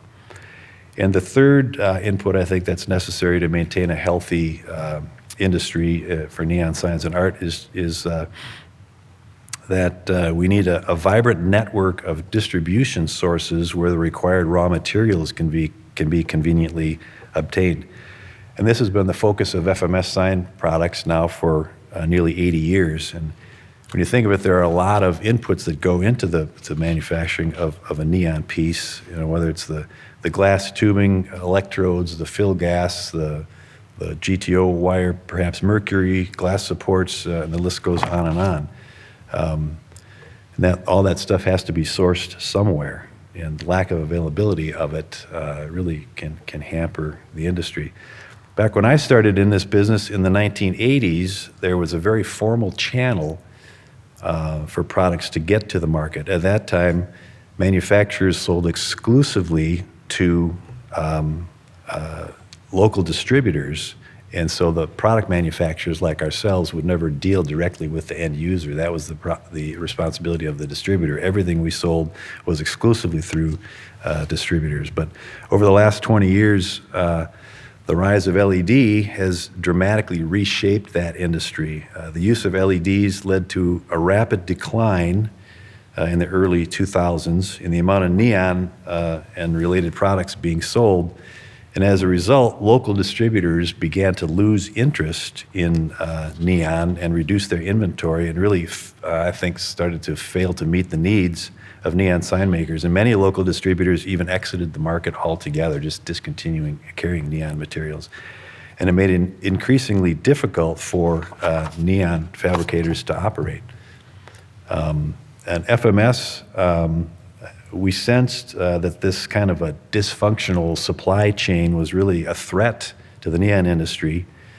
When essential materials are hard to source, delayed for weeks, or come at a very high cost, we saw many people in the neon business become frustrated and simply choose to walk away from neon in favor of more accessible alternatives. this was concerning to us, and so in the early 2000s, we kind of changed our business model to sell directly to anyone needing neon materials, and we added to the convenience by setting up an online store. So, as you could expect, we received a lot of backlash from the distribution network that we had been working with for 50 years, but we felt that the kind of the health of the neon industry was more important than that, and we wanted to kind of step in there. And our goal was to make it possible for anyone interested in making a neon piece to be able to quickly, conveniently, and economically access the materials that they need. Maybe I'll look at a couple more slides here. I don't know what we got coming up next. There is myself and Fred FMS himself there in the light jacket, and my uncle at a trade show, probably 1987, and then there's my dad and me and my son Matthew, who is also in the business. So there, in this slide, is represented all 4 generations. There's myself and my brother Greg at a trade show in 2007. Here's a few pages out of our catalog from 1948. We designed that little tube support man over there as kind of our mascot, one of our premier products with that classic 1940s artwork there. Sourcing neon materials has become increasingly challenging, though, in recent years due to changing market factors. But at FMS, we remain committed to supporting the neon sign and art community with accessible, affordable products. We're strengthening ties with existing manufacturers whose products we distribute, and developing new partnerships in places like Italy and Asia to expand the number of products that we offer to the industry. So despite current headwinds, we're very optimistic about the future of neon and hope that our efforts can help fuel the creativity of neon artists and sign makers around the country. So, let's see here. Look at a few more of these. This low-res picture didn't turn out so well. That's me in the lower right there, standing in front of a bunch of tote boxes of glass tubing. That's all clear glass waiting to be coated. Oh, this one's not even worth. That's too bad. That was our trade show display in 1947 here in Chicago. And so was that one, 1948. That had some really cool neon on it. I'm really disappointed that it didn't. It looks a lot better on my little screen here. But you blow it up, not so good. Oh, this is the homepage of our website that you can get on to try to buy neon materials. In closing, I just wanted to mention again how thankful and excited FMS is to play a role in supporting the neon field. We know that what you people, you artists are doing with luminous glass is absolutely and undeniably art, but it is also science, and that's one of the things that makes it so cool. There's a lot of physics going on inside of a neon sign, and this became apparent to me back when I was a kid. It was very kind of inspirational to me. Our family took a trip to the Black Hills out in South Dakota.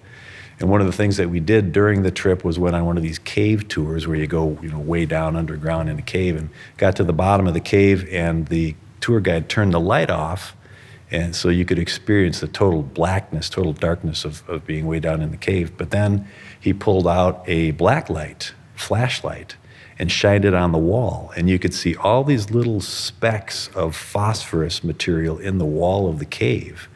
And I thought that was so cool that that's the materials that are mined out of the ground and refined and purified and become the phosphors that we use in a neon tube. And one of the things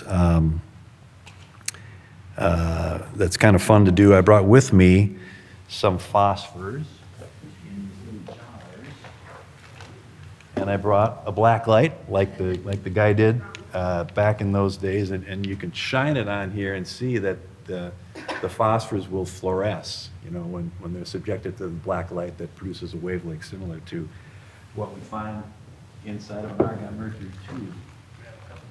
Here, I've got a bunch of them up here, but it's amazing how much light they give off, just by being excited by the ultraviolet kind coming out of this flashlight. So I'll leave these jars up here on the stage with the flashlight if anybody wants to come up and take a look. Anyway, thanks very much again for your time this morning. I really appreciate that, and look forward to the rest of the conference. Thank you.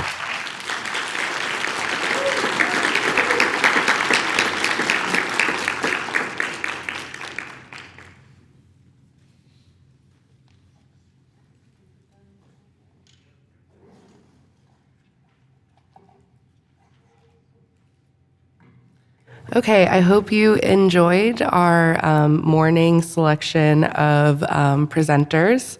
I know that there is a lot of food for thought, so I'd like to invite Kacie Lees, Chankalun, Tommy Gustaffschiöld, Zoelle Nagib, and Mike Sweet up to those chairs over there, and we can do a panel discussion.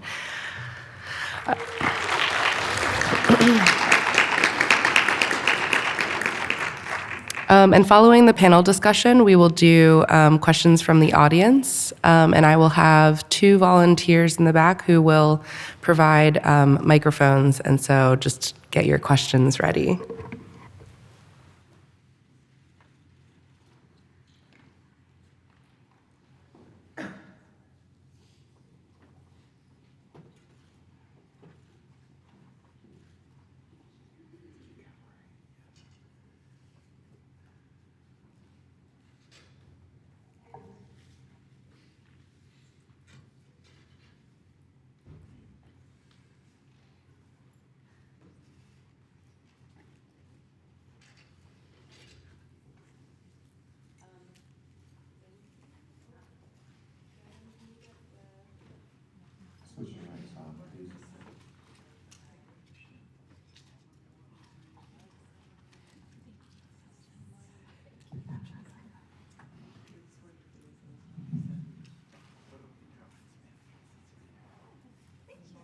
Great. And thank you all again for your presentations this morning. It was really great to see all of your histories and what you're working on now, and some ideas for how we can improve continuity in the future.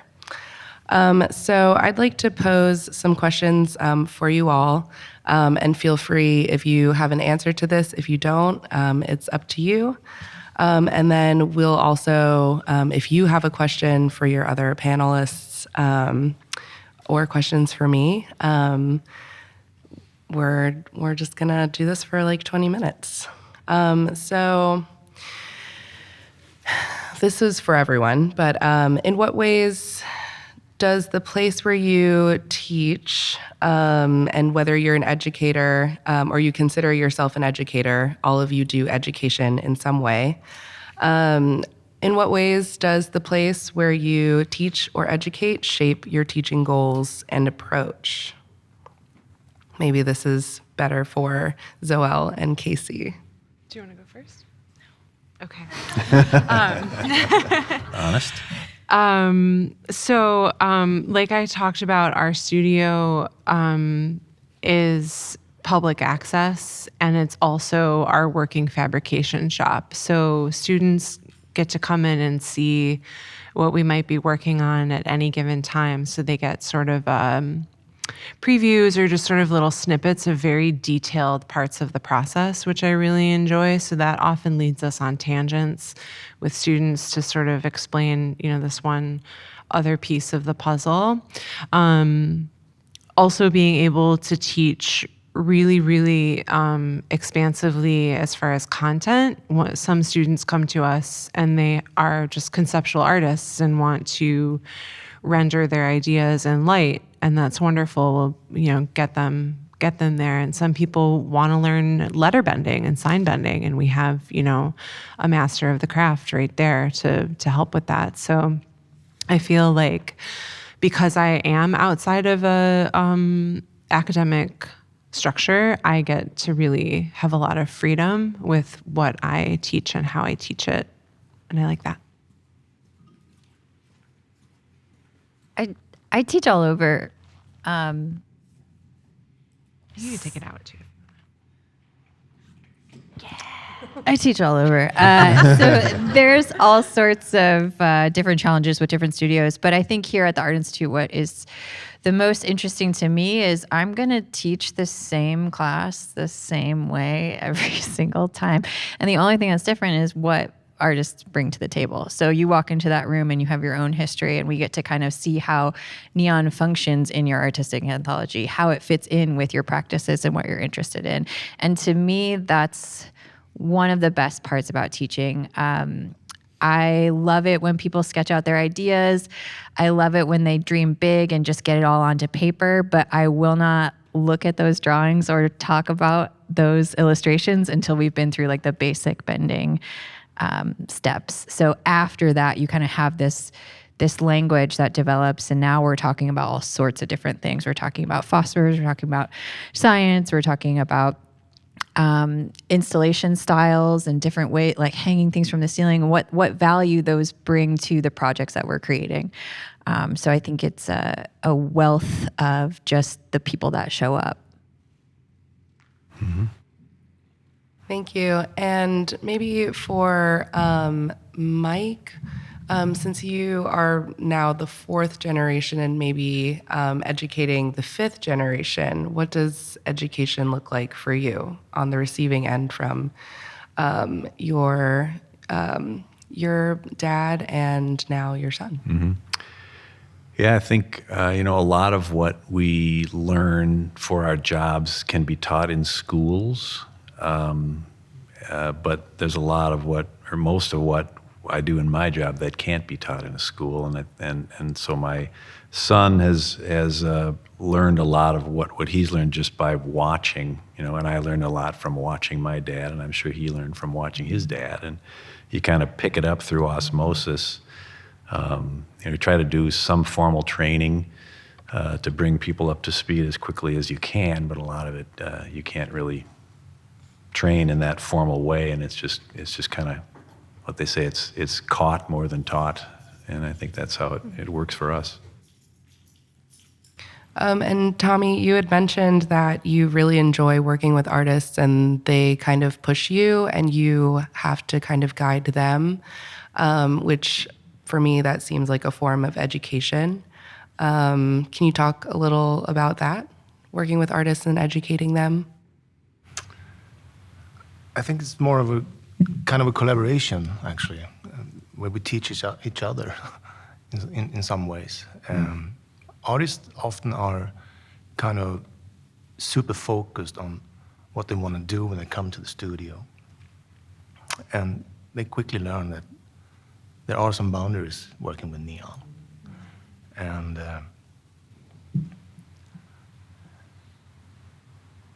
I like to see how they change in their mind when they first come up with their idea that mostly is huge and very technical. And if they want to be a part of the process and make it themselves, they need to step down a bit from the horse they're sitting on. Because it's not an easy task to make a neon art piece today. And what was the question again? That was the answer to the question, just talking about the education that you're doing with artists who are approaching you to make their work, but you're teaching them about the craft. Yeah, basically that's it. Great. And Karen, in Chankalun, I'm not sure if you are actively doing education, but you've also gone all over the world to seek education. So if you can talk about that. So for me, maybe I'll do it this way. You can be a rock star too. Yay! Hello, yeah. So I think for me, because I still haven't really teach a proper neon workshop, but what I normally do is to host different talks or demos, and they're mainly to help the public to understand what this craft really is and try to break the myths. So for me, that is more like the educational part that I'm part of. and not really about the technical skills as much as how hands-on they are, but more about maybe the history or a basic knowledge about it, so that at least people are not scared about it. Or like in my talk, I mentioned they might have some questions they always have. And through those different talks and workshops, I hope at least they'll understand it better. And also you mentioned like from how I'm learning from different masters, craftsmen, and artists and technicians around the world. I think I'm not trying only to take knowledge from them, but also to give back as much as like the knowledge I've give, like even the tools I've seen, something that I find very useful, and just share the knowledge with everyone. Thanks. And you brought up two things that I want this panel to talk about, but the first one is myths in neon, which I think we'll get to in a second, but it would be really interesting to hear from the panelists to talk about how they seek knowledge. Sometimes it might be through books. Sometimes it might be seeking professionals who can help you. And it'll be really interesting to hear how you're finding the person or resource that can give you the answer to your question. Oh, social media is a big thing. Social media. Yep. Are we Yep. talking about Facebook groups? Yep. Any kind of groups, just emails or whatever. When I'm looking for answers, I turn to those who's been in the business longer than I have. I think that's the easiest way, actually.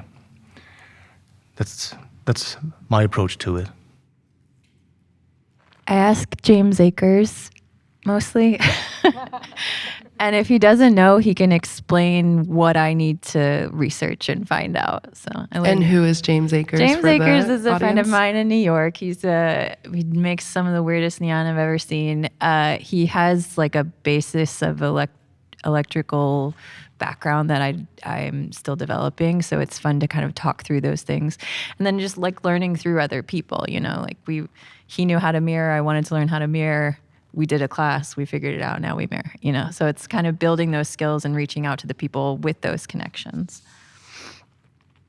I also ask Percy Eccles a lot of questions too, but social media, to hit on that, is usually Yeah, how I would reach echo out. social media. I've seen question asked on social media, and I think, nobody's going to know that. But sure enough, somebody comes up with the answer. It's incredible. Sometimes There's also a saying. Yep. Yeah, your hope is right. There's also a saying you can always ask Bruce. Bruce Suba, do you know about him? Oh, yeah. Yeah. For the audience, can you explain who Bruce Suba is? He's a very, very renowned artist in the neon He's in California. community. Yeah, he's in California. I have a question for the panelists. Sure. Do you feel like people are responsive on social media? Like, I don't know, I kind of go back and forth where I'm terrified when people ask me questions and I'm like, oh, I know the exact answer. Let's just have a 6-paragraph conversation about it. It seems to vary a lot. Sometimes there is a lot of response to a question, and there are cases where there not so much, but it does really vary considerably. For those who were in the industry well before social media, and maybe this is even going back to old forums, what was education, or like asking a random question? What did that look like? Was it picking up the phone, consulting a book, making it up? In Europe, during the, let's say before the 2000s, actually, there's all the shops and all the creators were kind of secretive about their knowledge, unfortunately. Mm-hmm. So many questions remained unanswered. Mm-hmm.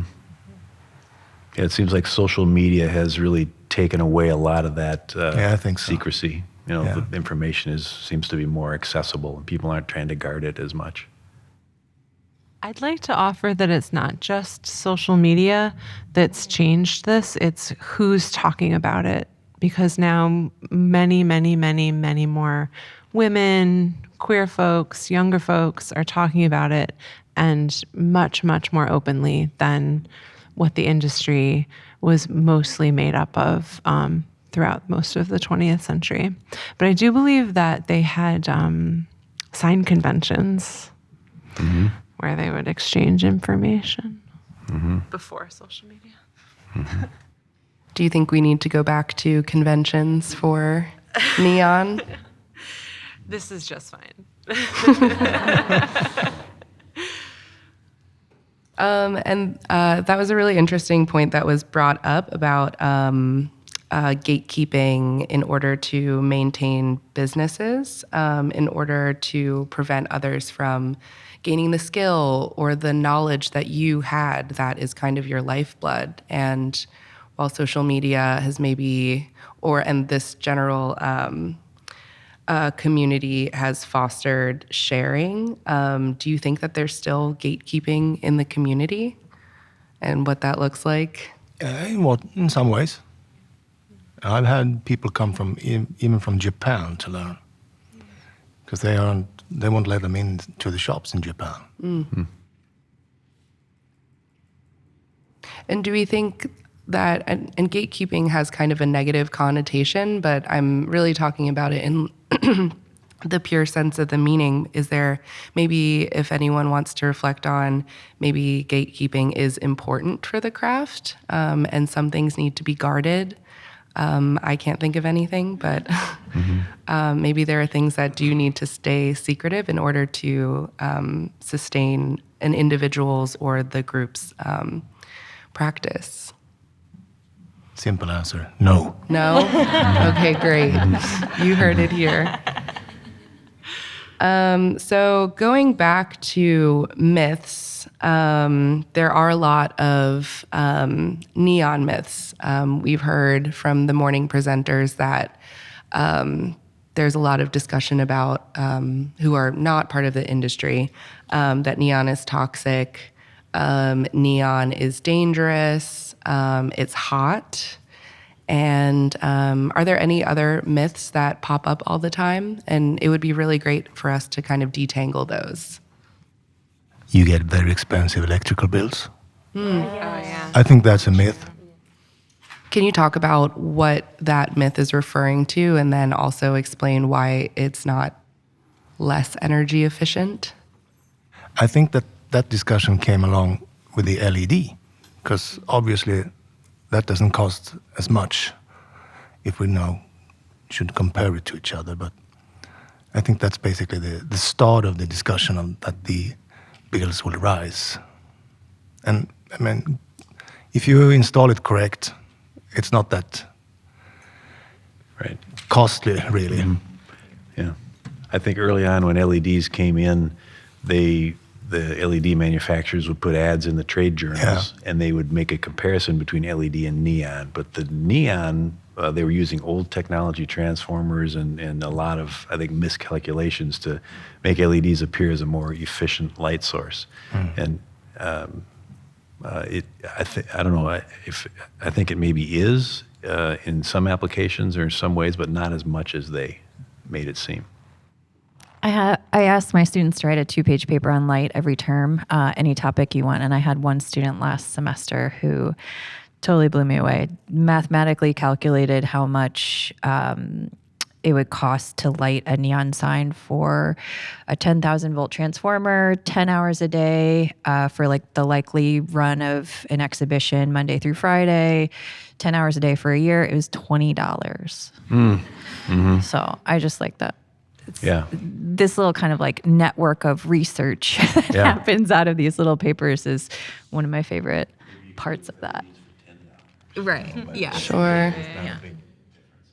One thing I try to do is I try to compare the actual electrical appliances my client would use and just tell them, okay, this is a neon I'm planning to install. It might be equivalent to the same amount of energy you use for maybe a coffee maker or something, so that they have an idea, like realistically.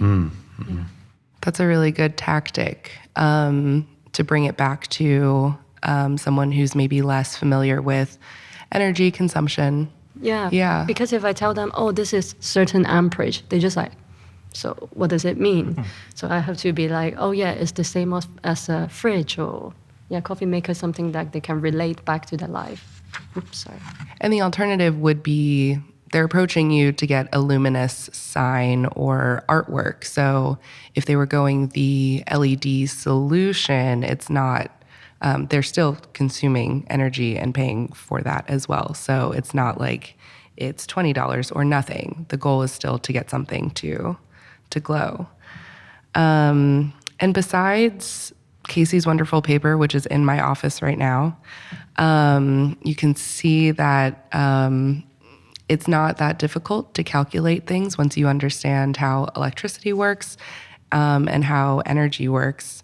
Do you know of any resources, like legitimate resources that have done, that have like provided studies comparing LED and neon, or is it something that you'd like to charge anyone in the audience with doing that experiment? Is there anything that you can send to a client and say, oh, here's actually the comparison, or you always have to explain it verbally?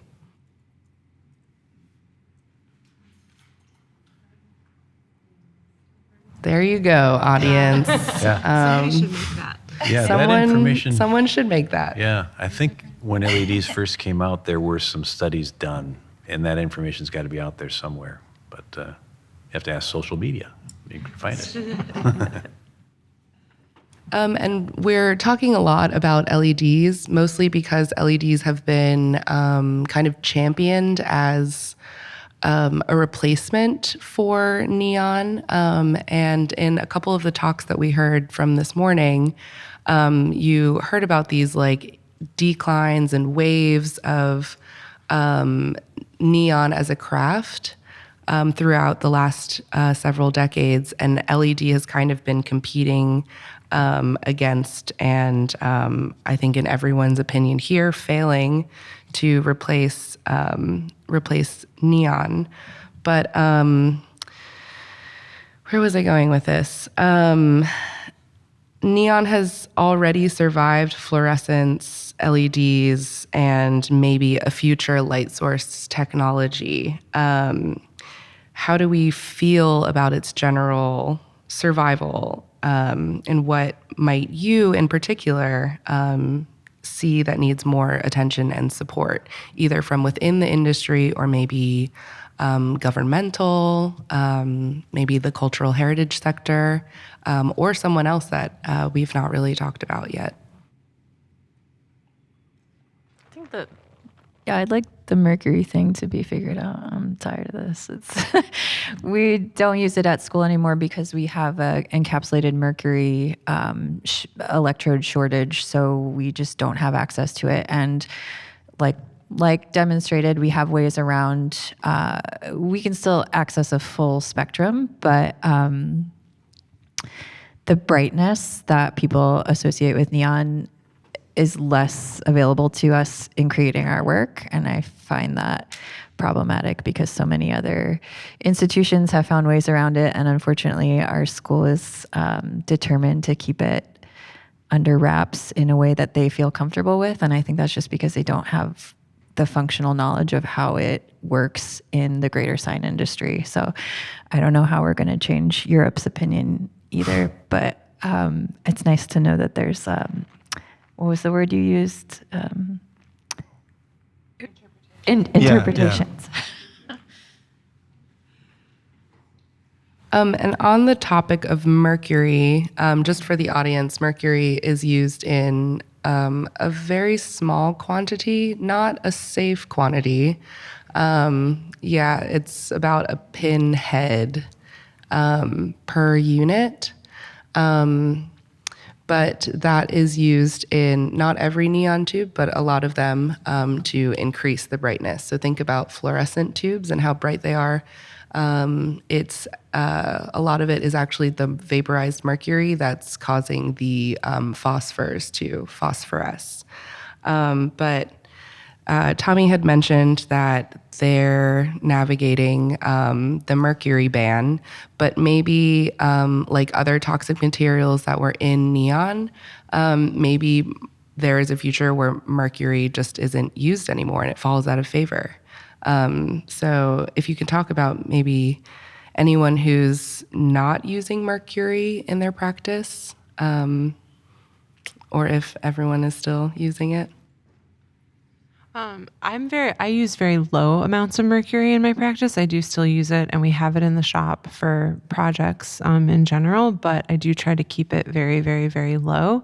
And along with that, I think that sourcing phosphor powders and colored glass is also an issue that we will face, because the extraction methods that have to be used to get cobalt to make blue glass, for instance, are very detrimental to people and the planet. And I know that neon is such a tiny, or glass really is such a tiny sector of that entire process that it seems like not a lot, and just a chip of the iceberg. But I do think it's important as artists and as cultural stewards that we address it and talk about it, even if not have solutions, just talk about it.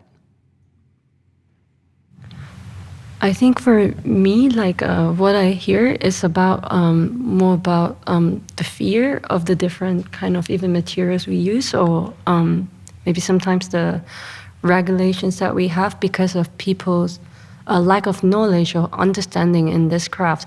Because like Tommy mentioned just now, a lot of countries, they have been keeping the craft quiet in secrecy for a very long time.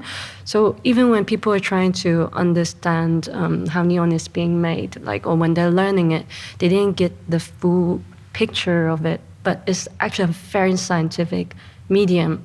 So coming from my background and from my experience in different countries, and then I realized a lot of the times it comes from people who have fear and lack of understanding, and that I feel like even if we try to educate the public even more, maybe one day they will be one of the policy makers, and then with that maybe we can try to change how things are. I don't know, it's quite abstract for me. Yeah, and we're actually seeing policymakers in the UK right now are actually working with Neon Circus, I think is the neon shop in the UK, where they are talking about trying to make neon the bent glass that lights up.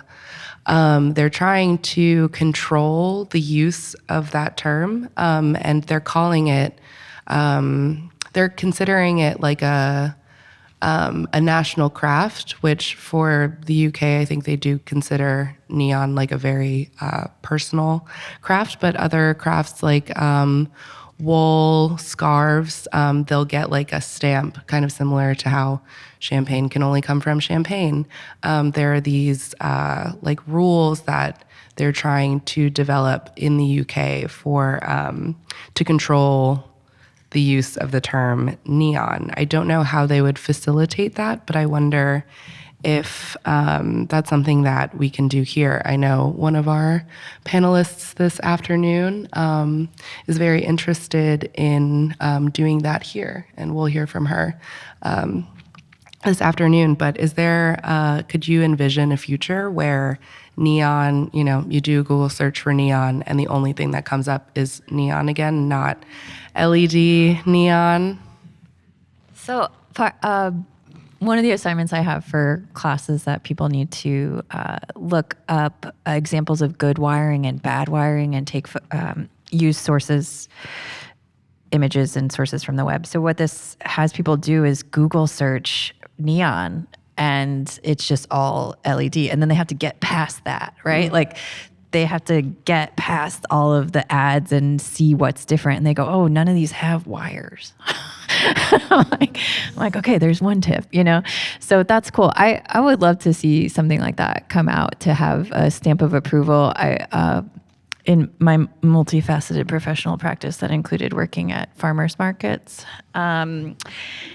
a vegan cheese shop in particular, and there was a thing from the Food and Drug Administration, you can't call it cheese because it's made of nuts, right? So like that could, maybe it's easy. Maybe it's really It's easy, and we just if don't it's know. not made of glass. Yeah. I mean, I don't know. They could put the LEDs in the tubes. I don't know. We have to be very It doesn't savvy work. about it. It Yeah. doesn't work great, though. Right. Yeah. So could be easy. In a world where neon is so hard, some things have to be easy. That's true. And that's actually a really great place to leave off with the panel discussion. But I do invite our audience to ask questions. And if not, we'll continue this conversation up here all by ourselves. But we have 2 volunteers in the back. Who's that back there? Felice and Megan, I think. Oh, no, Felice and Beth. If you raise your hand, the volunteers will come bring the microphones to you. And if you can also state your name, it would be really great to know who some of you all are. Extra credit for students if you want to. Extra credit for students as well.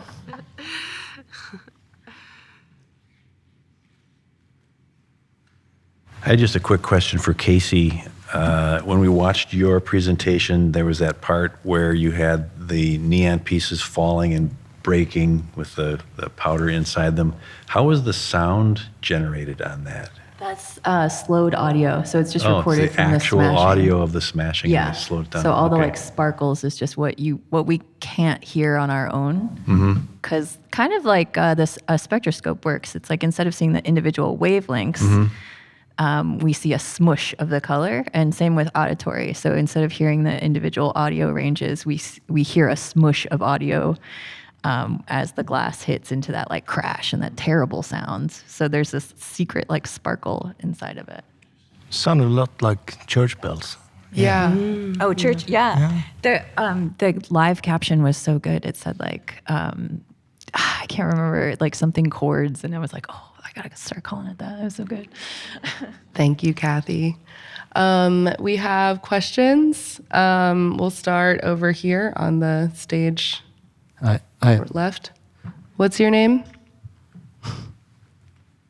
I think it's working. Oh, maybe not.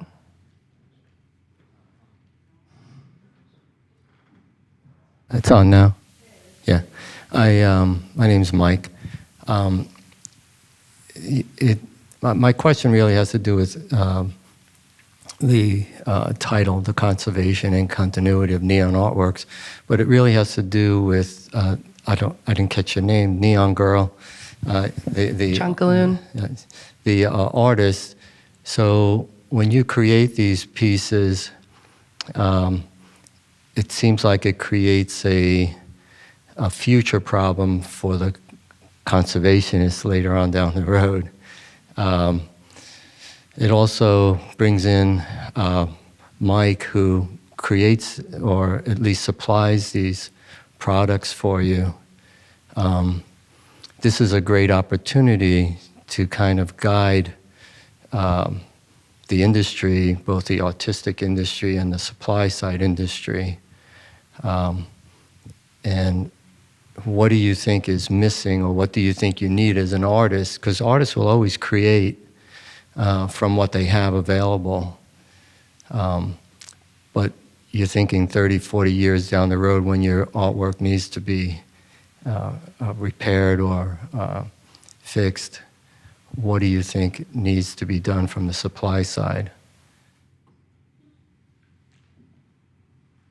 That's a great question, and you definitely pinpoint a part where I'm making conservation harder for my works.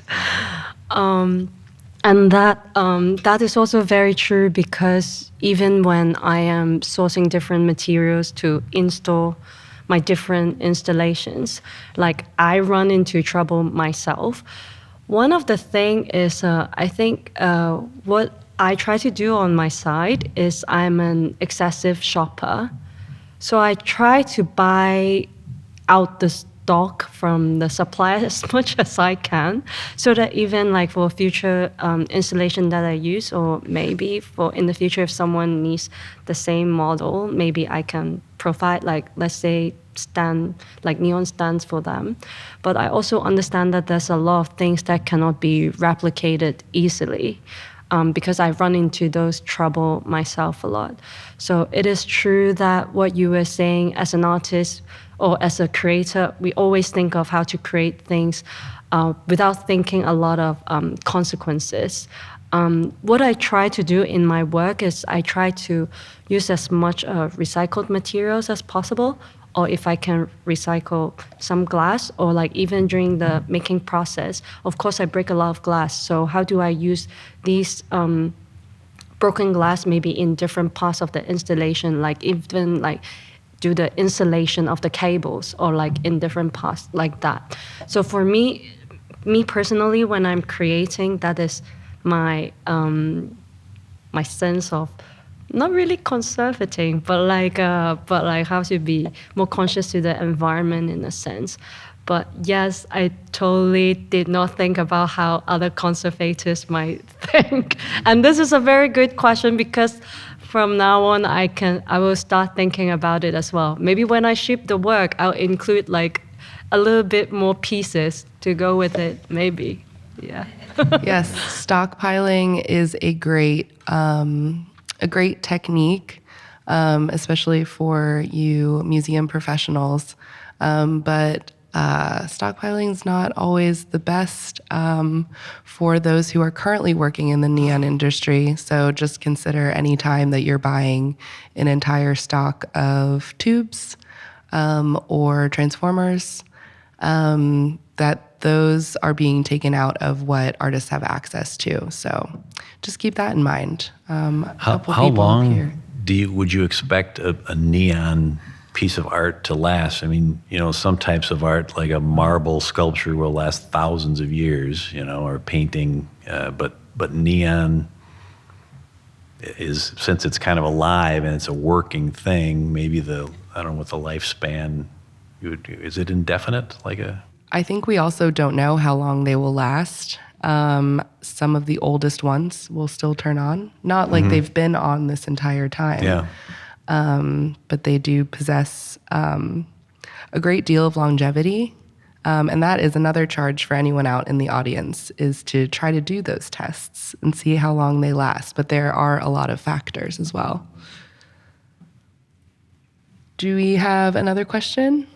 Hi. My name is Bird.